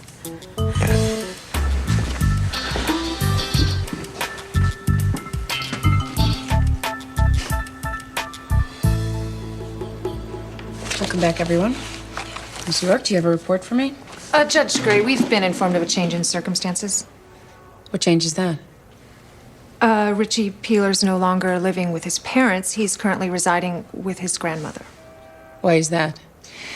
She had him removed from the home after the boy was beaten. By his parents? Yes, Your Honor. Were there serious injuries? No. A concussion. Well, which is it? No or a concussion? No permanent damage. Meaning he's not dead? Is that the good news? Why wasn't DCF notified? The grandmother claims that she made a call. We have nothing on file. I certainly never received a call. Well, you shouldn't have to receive a call, Ms. York. You should have been there. You should have checked up on him. You should have written a report. You should have done your damn job. This is a boy's life. I know that. I feel bad. You feel bad? Well, you're about to feel worse, Ms. York. You're going to jail. What? Take her into custody pending a hearing on a contempt citation for not following an order of this court. Your Honor, if I may intervene... You may not. Judge Gray. We are finished. Court's in recess.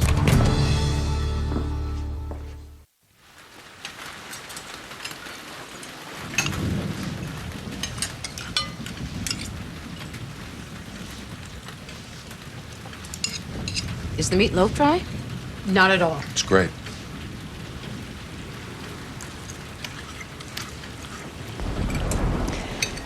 Amy, Peter and I are planning a spring ski trip at Mount St. Anne in Quebec. You should come with us. Oh, I can't get away. Oh, come on. You could meet some hunky millionaire in the chairlift. Well, I have a hunky guy at the moment, and I don't need a millionaire. What is that supposed to mean? Nothing. I wasn't even talking to you.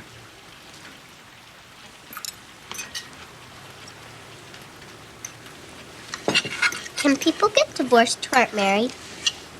No. Like who? You and Grandma. No, you can't divorce your kids.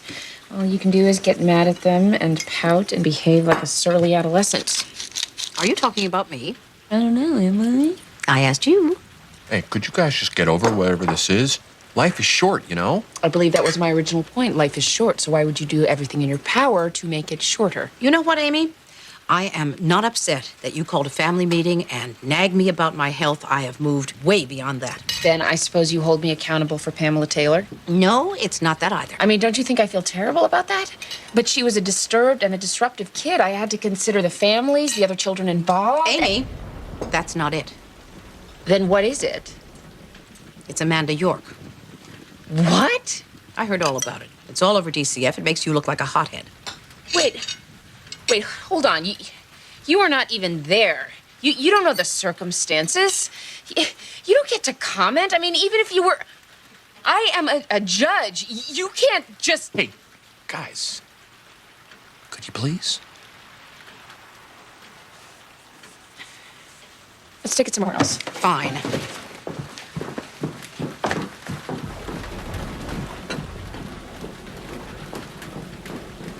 Mother, this is none of your business. I know Amanda York. She's a good woman and a hard worker and a responsible public servant. Well, she dropped the ball on this one. A little boy could have died. I don't believe that. Well, of course you're going to take her side. She's a social worker, but not everybody's like you. People get tired. They get lazy. No, they get exhausted, they get overwhelmed, and they miss a few things here and there. She let 9 months go by without filing a report. You sent her to jail because you're mad at me. That's insane. Yeah, I couldn't agree more. And you need to make it right, Amy.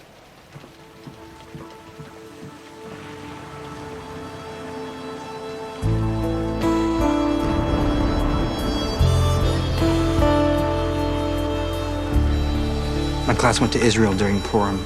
It's a Jewish holiday. We stayed with some families in Tel Aviv. The place where Seth and I stayed, there was this guy, older than us, out of school. He said there was something simple we could do to help the state of Israel. All we had to do was carry this package with us into America. Did he tell you what was in it? Yes, uncut diamonds. He wanted to get them to New York to be processed and sold in the Diamond District. He told us the money would be sent back to his organization in Tel Aviv. What organization? It was for bringing Jewish families and orphans into Israel from other places where they're persecuted. So by doing this, Moshe and Seth, you believed you were helping Israel and performing a good deed? Yes, Your Honor. Can I say something else? Please. I'm older than Seth. I'm supposed to look out for him. If anyone should be punished, it's me. I realize now it was wrong to break the laws of my country. But it was even worse to bring my brother into it. I should have protected him.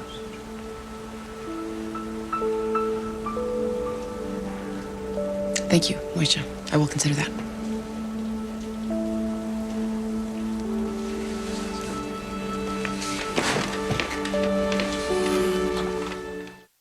You wouldn't necessarily have to appear in court, Mrs. Brownman, if you could give us a deposition stating that your son was exposed to harsh treatment and suffered emotional damage. Well, please think it over, and I will call you tomorrow. Thank you. I couldn't stop thinking about that girl. Well, God bless you. Luana, you're doing the right thing. Good morning.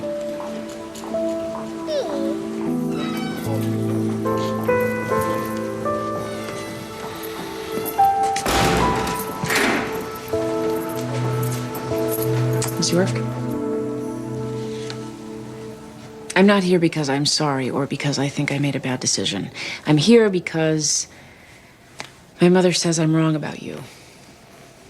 And over the years, I've learned to listen to her a little bit.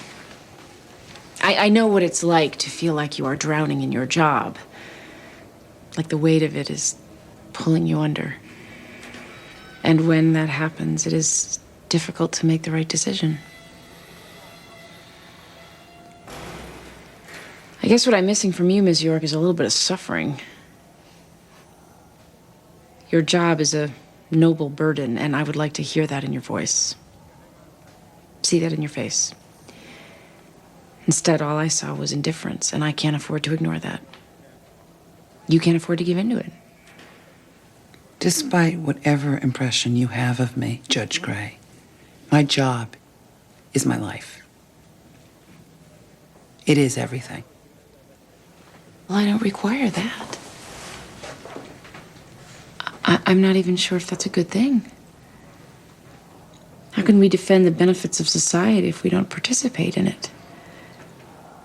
All I know is if you stop caring about your job, it's time to stop doing it.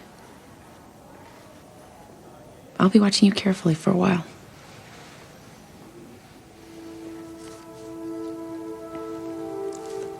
It was a bad week.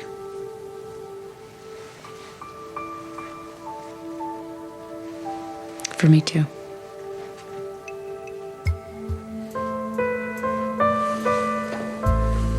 Come on.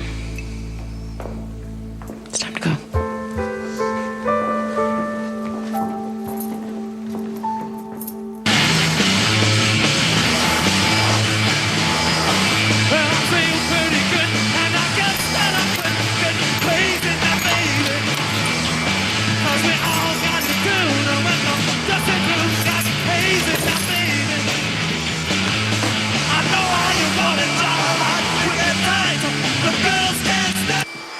Hey, it's my responsible roommate and her adorable child. Well, why are you vacuuming? Because I can. I just vacuumed yesterday. Did you know that the human body sheds thousands of dead skin cells every day? This place is a veritable bonanza of previously owned epidermis. Are you okay? I'm great. Really. Last night, as you recall, I was a little stressed out about trying to start my life over, but today, none of that is a problem because I did. I picked up the phone and I called a half a dozen teaching hospitals to ask them about their policy concerning former med students with former drug problems. And you know what they all said? They don't have a policy on considering such candidates, but they do have a policy for turning them down cold. Can you imagine my relief? Now I can just commit to being a counselor for troubled teens who don't want any help making less than a sanitation engineer for the rest of my life. And I want to thank you for encouraging me to open up. I feel much better now, having revealed my aspirations to another person. It's so much more satisfying to fail publicly. Now, if you'll excuse me, I have an appointment with Dust.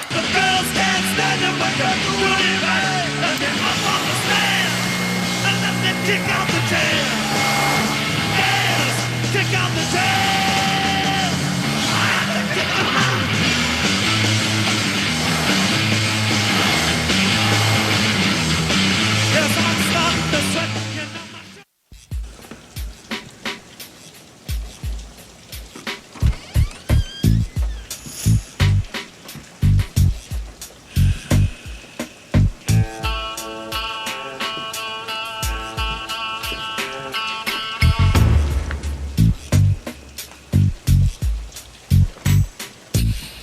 What's happening?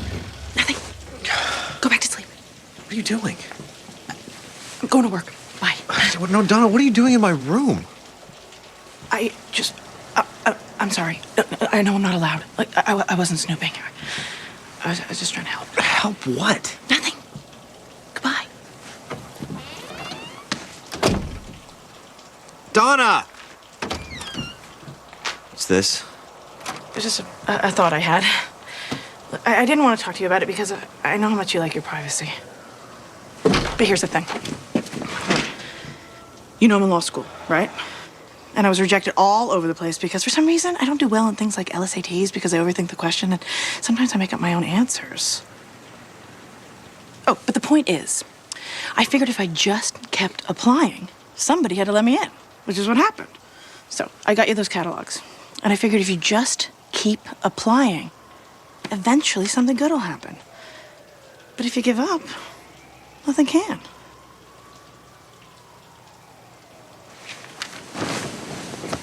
God doesn't require us to succeed. He only asks that we try. Mother Teresa.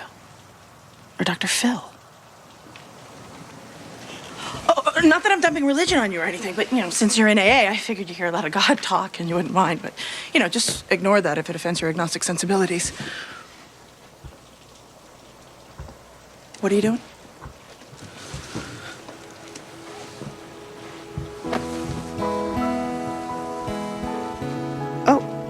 Are we there already? Cool.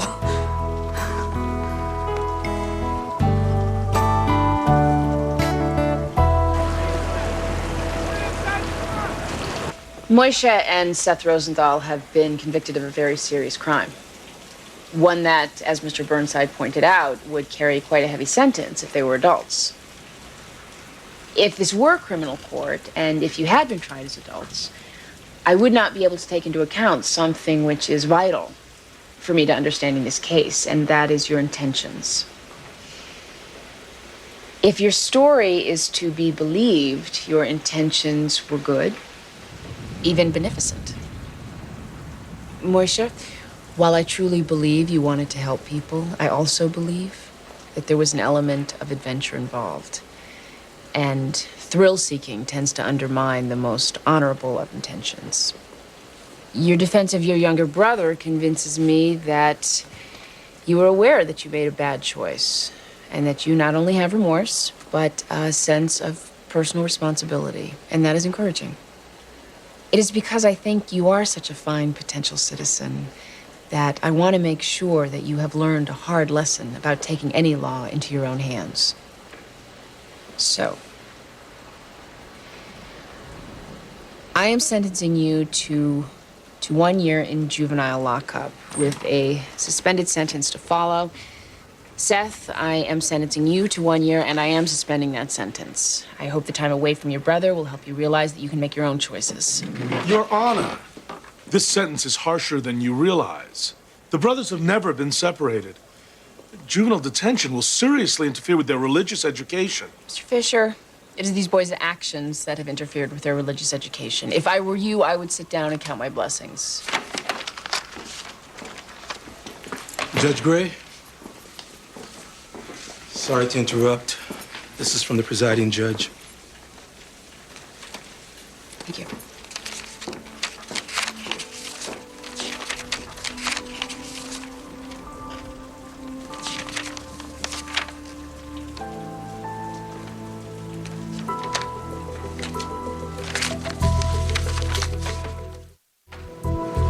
Ms. Douglas's cooperation gives us a strong foundation on which to build a complaint.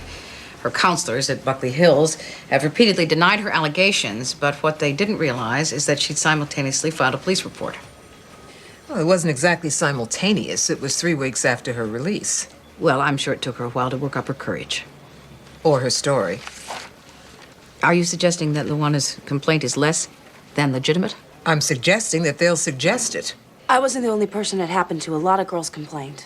Miss Douglas, since a lot of girls are sent there because they're not exactly pure as the driven snow, a jury will find it difficult to differentiate between wanted and unwanted sexual advances. Are you saying I asked for it? Ms. Carlson, is this really appropriate? You never said my own lawyer was going to insult me. We haven't even stepped into the courtroom, and already you're offended? We've got a problem. Luana, would you give me a moment alone with Miss Carlson?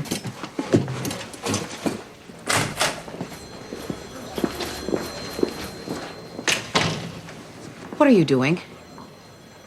Do you have any idea how hard it is for her to be here? I think that's my point. She's a flimsy witness.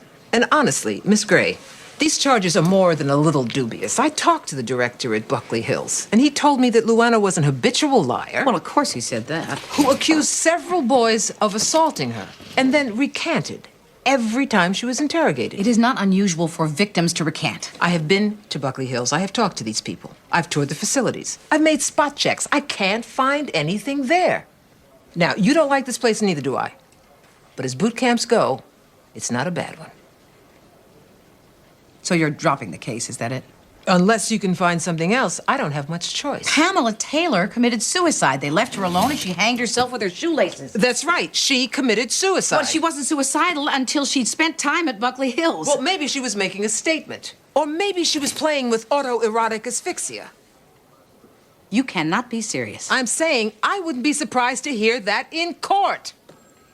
It cannot be that after all the work I've done, all this time I've put in, I have nothing to go with. Unless you can find something else. Fine. You want me to go out there and tell that girl that after I dredged up this nightmare for her to just forget about it, never mind, I was kidding? Miss Gray? No, fine. I will tell her. But you are coming with me because I want you to look her in the eye.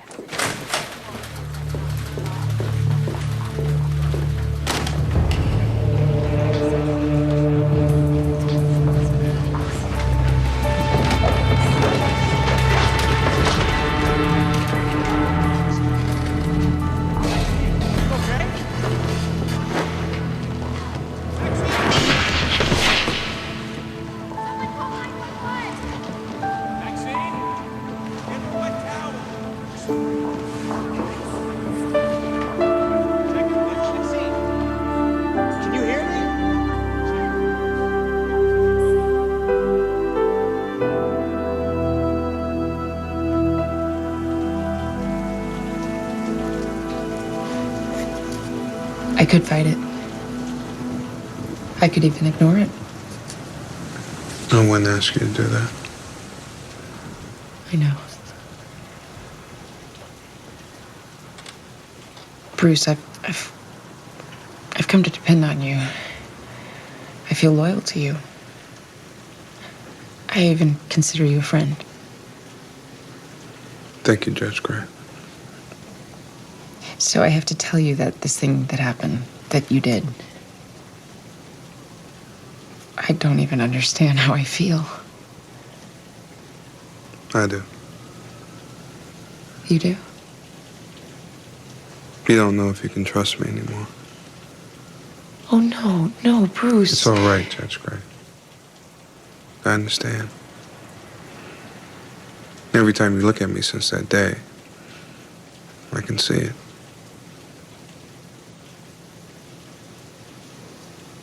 I'm sorry. Believe me, it's the same when I look in the mirror. I feel like I don't know you. I don't know what's inside of you, what you're capable of. I know you were provoked, I realize that. But what came out of you was so violent and unexpected. It was so unlike you. Or maybe it was like you. I don't know. That's the point.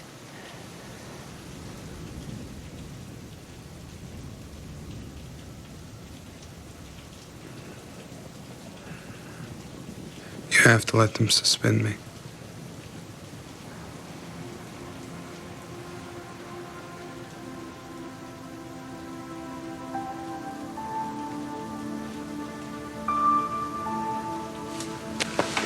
Thank you. Thank you. For doing the right thing.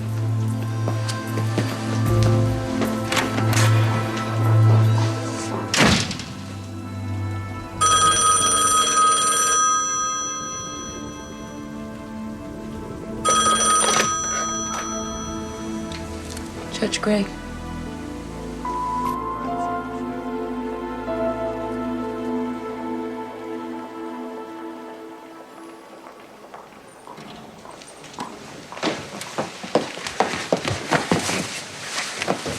Where is she? Is she okay? They've admitted her. They're starting an IV and all that. They won't let us in. Why? What is it? What did they say? They're running some tests right now. Is it a heart attack? Amy, I don't know. Kyle's talking to the doctor now. See, I knew this was going to happen. Didn't I tell you? You all laughed at me. If we just talked to her, then... Is Grandma going to die? No, of course not.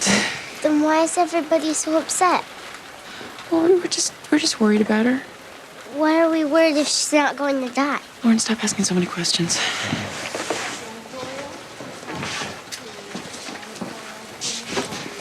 It's not a heart attack. Oh, thank God. It's probably a panic attack. She hasn't slept, she's stressed out, high on caffeine, that's when they hit. See, I told you. Told me what? You thought she was dying. The important thing is that she's okay. She's not entirely okay. Her blood pressure's pretty high, her cholesterol is through the roof, and her liver function isn't that great. Oh, God, see, that's bad. I knew it. Amy, she's been asking for you.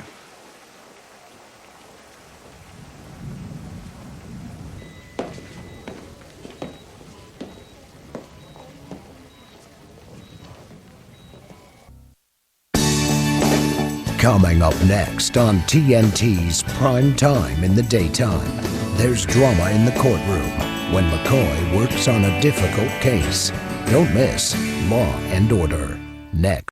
আজকে যদি আব্বু আম্মু যদি আমারে যদি বলতো যে সাকিব তুই বিয়ে কর তাহলে আমি এই লইটে বান্ধব তুই চুপ থাক তুমি তো মোর বন্ধু সুরজ রে চেনো মোর মেলা দিনের পুরানা বন্ধু লোকটাও ভালো বিশ্বাসী আর তার মাইয়া যে খারাপ হইবে ইয়া কিন্তু মোর বিশ্বাস হয় না আমার ওই দোস্ত সুরজ রে মুই কথা দিছি তার মাইয়া আয়সার লগে আগামী মাসে মগো পোলার বিয়া দিমু তা বাবা তুমি কি কর আলহামদুলিল্লাহ রাস্তা ক্লিয়ার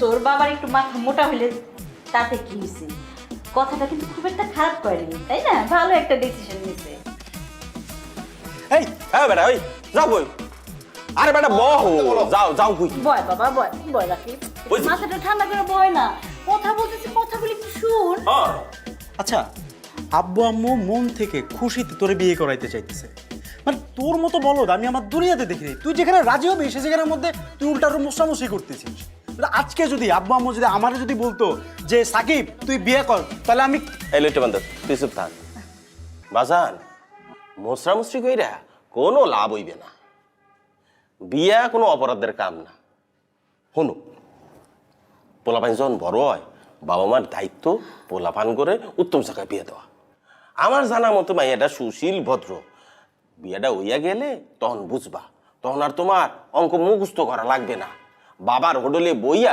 ঠ্যাংয়ের উপর ঠ্যাং তুলা খাবা অসুবিধা কি অনেক অসুবিধা আমি বিয়ে করবো না আর তোমার বিয়ে দেওয়ার ইচ্ছা হলে তোমার ছোট ছেলের সাথে বিয়ে দাও ওই যে আয়সানা কি নাম ছোট ছেলের বিয়ে দিয়ে দাও তার সাথে আমি পড়াশোনা করব আমি পড়াশোনা করে পাশ করে আমি হায়ার স্টাডির জন্য ইউনিভার্সিটিতে বিদেশের ইউনিভার্সিটিতে আমি পড়তে যাব আমি বিয়ে করব না আমি পড়াশোনা করব বাজান দিল্লি বহু দূর ওদিকে তুমি তাকাইও না লাভ হইবে না ওই মাইয়ারেই তোমার বিয়া করতে হইবে ফোন নাম্বার নেও কথা কও দরকার পড়লে দুজনে দেখা সাক্ষাৎ করো সিন পরিচয় হও আগামী মাসের যে কোনো দিন তুমি কত মোর এককানি কথা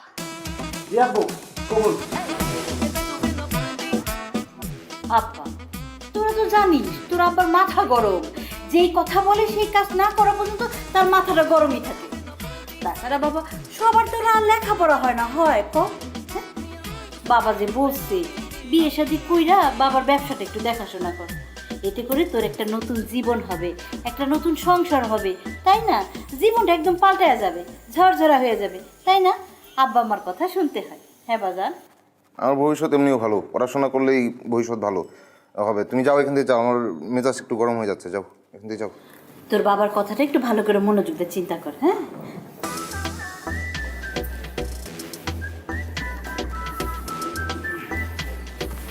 ভাইয়া জীবনে বহুত অঙ্ক মুখস্থ করেছ এবার জীবনের অঙ্কটা মিলাও এই যে উস্কো খুস্কো গালগুলো আছে না, চুলগুলো আছে না, ওগুলো সেলুনে গিয়ে ফেশিয়াল টেশিয়াল করে একটু মানুষ হও, বুঝছো?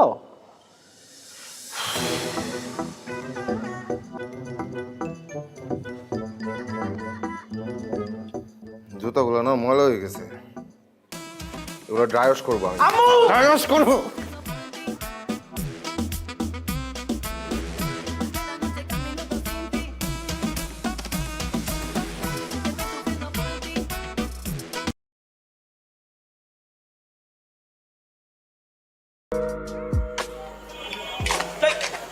ও তুমি ডরাইছেন? ডরাবো কেন? মাগের এরকম আটকা মায়ামনের সামনে চলে আসলে তো একটু চিন্তা লাগেই। আর কালকে আবার তোমার মামার সাথে চ্যালেঞ্জ, বললে আইসো শেষবার মতো চুলদারি আশ্রয় আসতে। শুনেন, কালকের খেলায় আপনি হারবেন। বাবা, কনফিডেন্স দেখছো মেয়ে। যদি না হারছেন তাহলে কিন্তু বললাম এটা দিয়ে আমি আমার হাতে আপনার নাম লিখুন। মানে? মানে তো তখনই বুঝবেন যখন এটার দায় আপনার উপর পড়ব। সরেন। আরে ভাই, নাম লিখবা মানে? কি মুসিবতে বললাম, জিততে না পারে এখন 2 নাম্বারই।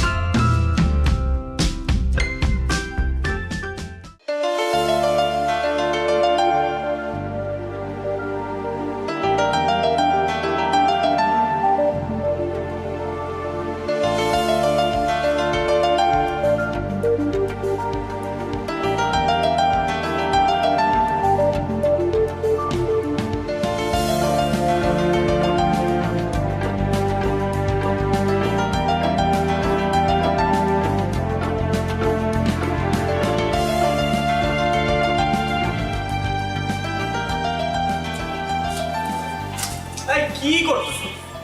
এটা কি করলি তুই মামা, বলতো? শেষ পর্যন্ত ওই হাবলু মামার কাছে।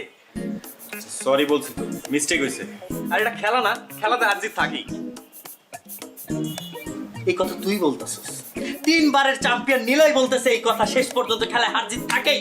হ্যাঁ বলতেছি, এবার হয় না আগামীবার হইব। আর শোন, আমাদের না বয়স বেশি হয়ে গেছে, ঠিক আছে? এখন এটা জুনিয়রদের করা কাম, আমরা অনেক সিনিয়র হয়ে গেছি। এই দাঁড়া দাঁড়া, জুনিয়র? হ্যাঁ, কোন অ্যাঙ্গেল ওই হাবলু মামার তো জুনিয়র মনে হইলো? কত দেখি। এই কথা শোনার পরে ওই হাবলু মামা সানফ্লাওয়ার তেল মাইরা ঠিক ঠিক করে হাসবো। তুই এমন একটা কাজ করছিস মামা, এলাকায় মুখ দেখানোর মতো অবস্থা থাকলো না। টাকা দিতেছি, একটা কাজ কর, বোরকা কিন না, পিন্দা ঘুরতে থাক, ঠিক আছে? এলাকায় মুখ দেখাই তুই না। দাঁড়া দাঁড়া দাঁড়া, আমার মনে হইতেছে কেউ তোর তাবিজ করছে। তুই কখনো তো এই কথা বলার ছেলে না, কি হয়েছে কত? কোনো তাবিজ টাবিজ কিছু না। আর শোন, আনোয়ারের রহিম বাবুর ছেড়ে আনতে পাঠাইছিলাম, কই হয়? ভাই আসসালামু আলাইকুম ভাই। ওয়ালাইকুম আসসালাম। আনোয়ার কই? ভাই পাড়ায় কই জানি গেল গা ভাই? কামটা কি হলো ভাই? কালকে গেমটা এটা গেলেন? দাওয়ার হইছে, কাজের কথা আসি। লাইলির পার্টিতে কাচ্চি করে দিব। না ভাই পারুম না, মাফ করে দেন ভাই। আপনার লেগে আমার জানা আছে, রুমাইয়ের লেগে আমি ভাই কাচ্চি বাচ্চি রাখতে পারবো না ভাই। কি কর রহিম ভাই? মাথা ঠান্ডা, মাথা ঠান্ডা। তোমাদের ছাড়া হইব না তো বিষয়টা। এমন কাচ্চি খাওয়াই ফিরবো, মনে করো 7 দিন যাতে কেউ বাথরুম থেকে বাইর না হইতে পারে। বুঝছো না বিষয়টা? পারো না? যাও এবার রেডি করে গিয়া, যাও তাড়াতাড়ি।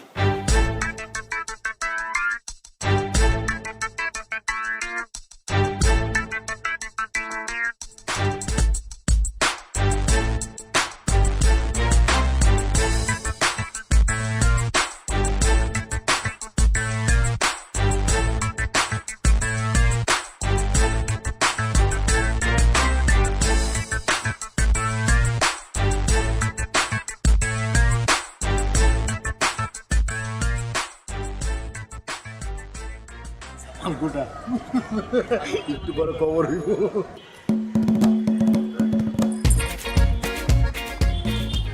তোমরা আমগুলোকে বইতা আরে আমরা তো খাবোই, আগে আপ্যায়নটা করে নেই। পুরান ঢাকার ট্রেডিশন তো আপ্যায়ন করা, কি মামা? এই তো দুধ লাইনে আইছো, এরকম লাইনে থাকলে তো কোনো সমস্যা হইতো না। খুব তো কইছিল খেলার কথা, এখন বুঝছো খেলা কি? এখন একদম ক্লিয়ার মামা। আপনার একটু কাছে দিই। আলু দিই, আলু আলু। না না আলু না, গোস্ত দাও, গোস্ত দাও। এই যে গোস্ত দিই। অনেক মজা হয়েছে। এই লাইনে দাও, লাইনে দাও। আলু ল ল ল ল লাইলি ল। তুমি লইবা নি? খাইতাম মজা তো তুমি একটু খাও। সবাই আমগুলোকে খাইতাম। আরে খাবো তো, খাবার তো আছে। আমগুলোকে খাও। আরে মামা খান তো। আছে কিছু লাগলে বললেন কিন্তু। মজা হয়েছে। আসলে না, তুই না, গোস্ত না।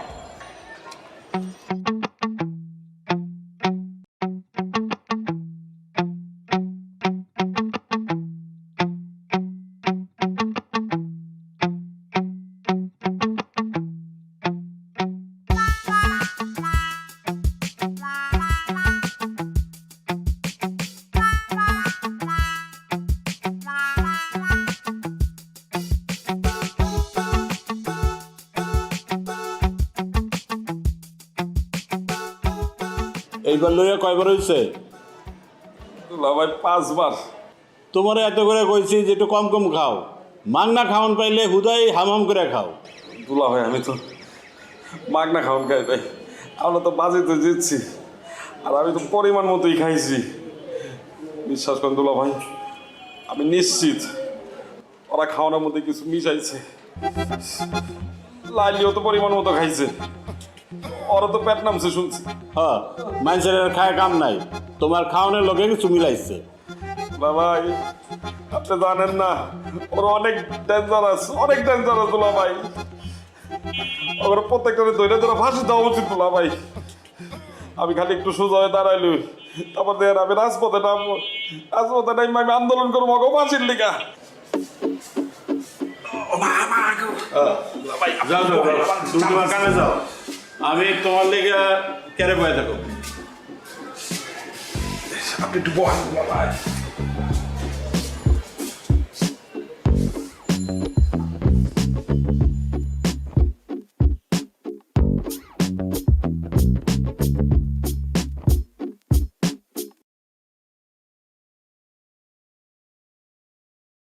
mắt lên bầu trời bạc.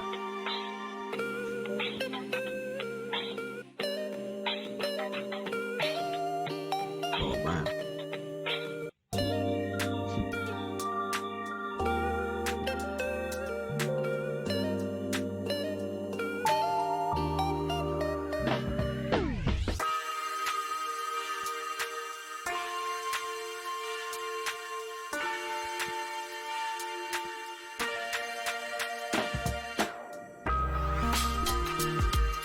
Trời. Hai cái trên này giỏi quá không? Tôi còn đi tôi lại phải từng nữa.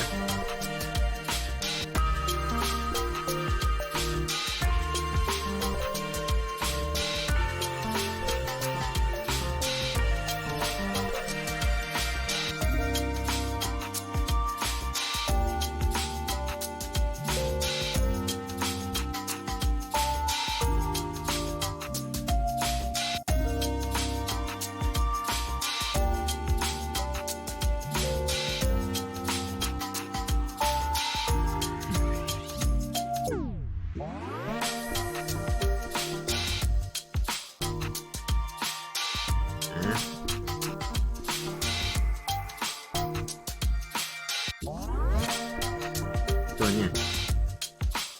Tao bây giờ có thể một bạn quên được bữa đấy trời.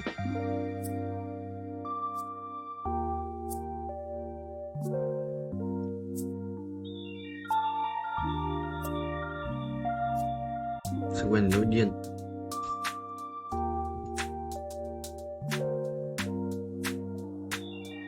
Sẽ quên nỗi điên đấy. Không hiểu.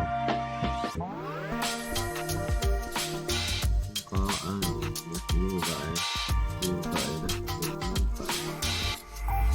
đang như thế.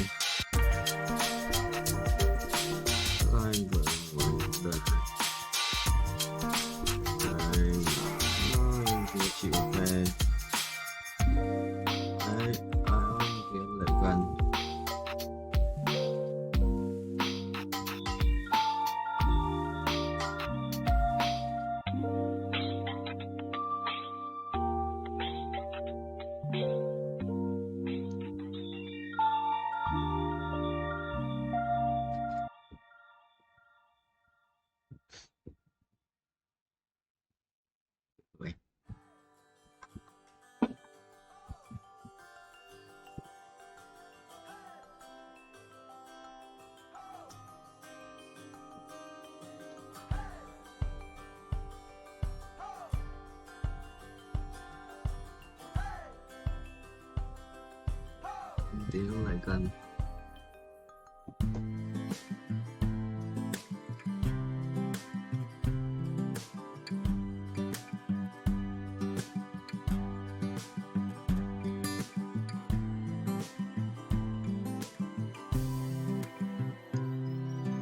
Tay đâu tay.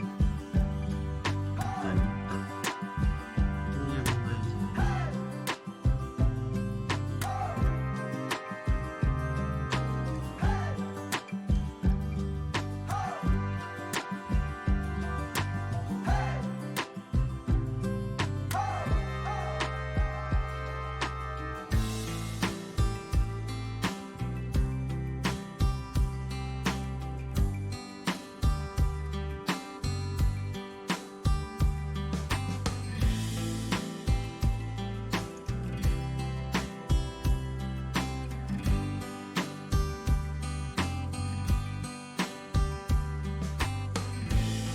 Rồi.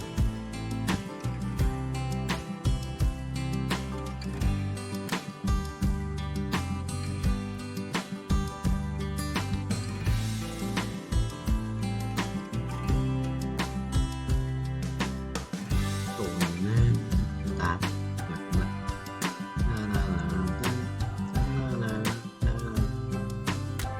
Năm đi qua để ăn tổng dẹp.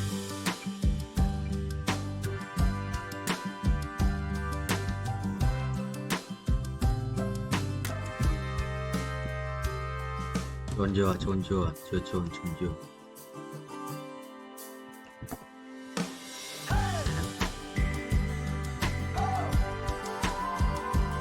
Mày ngờ. Mà em đâu. Về.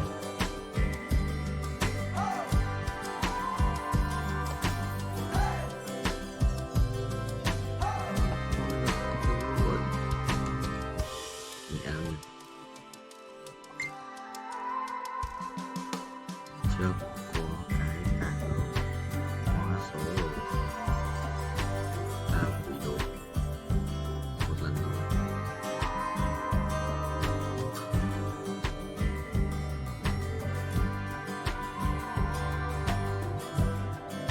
Lúc lại chuyển với nông nổi.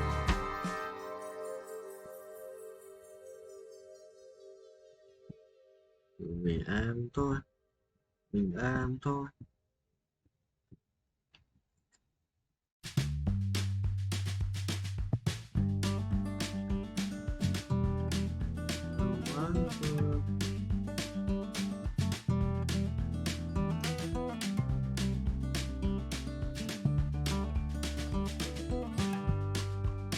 Anh thương.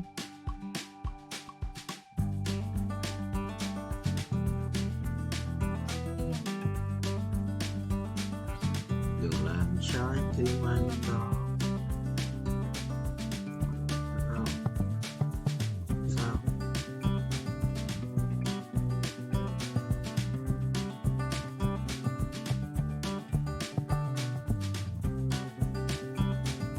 Miền Man. Ủa, chết red. À, mà này. Đuôi raffle tít tít là cái đéo này. Thằng đéo này. Đéo này. Cô đi. Anh vào đó. Đâu được cặp nữa. Đấy bảo à. Cái phòng lâu lắm à. Cái phòng lâu biên.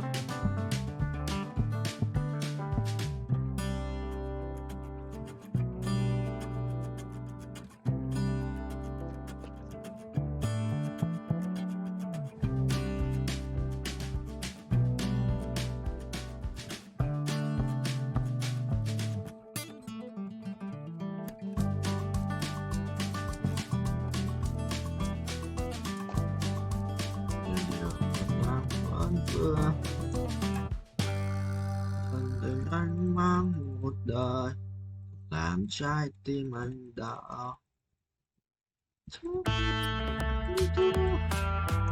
Anh đã mang thương đời đừng làm trái tim anh đau.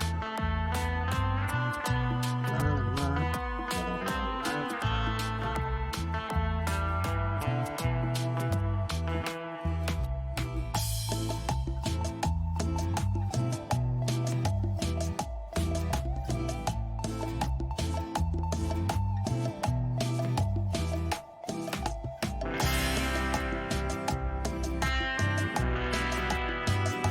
anh quỷ à.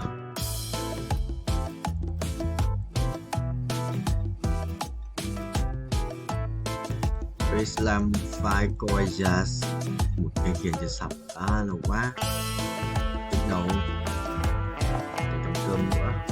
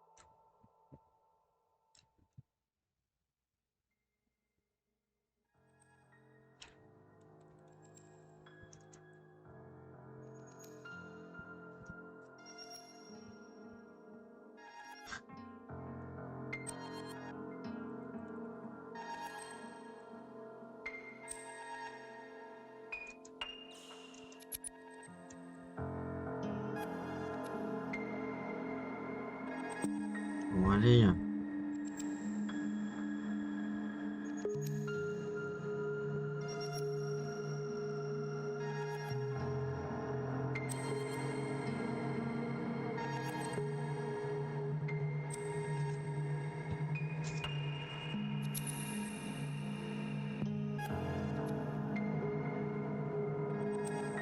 Sai. Đúng là thích rồi à.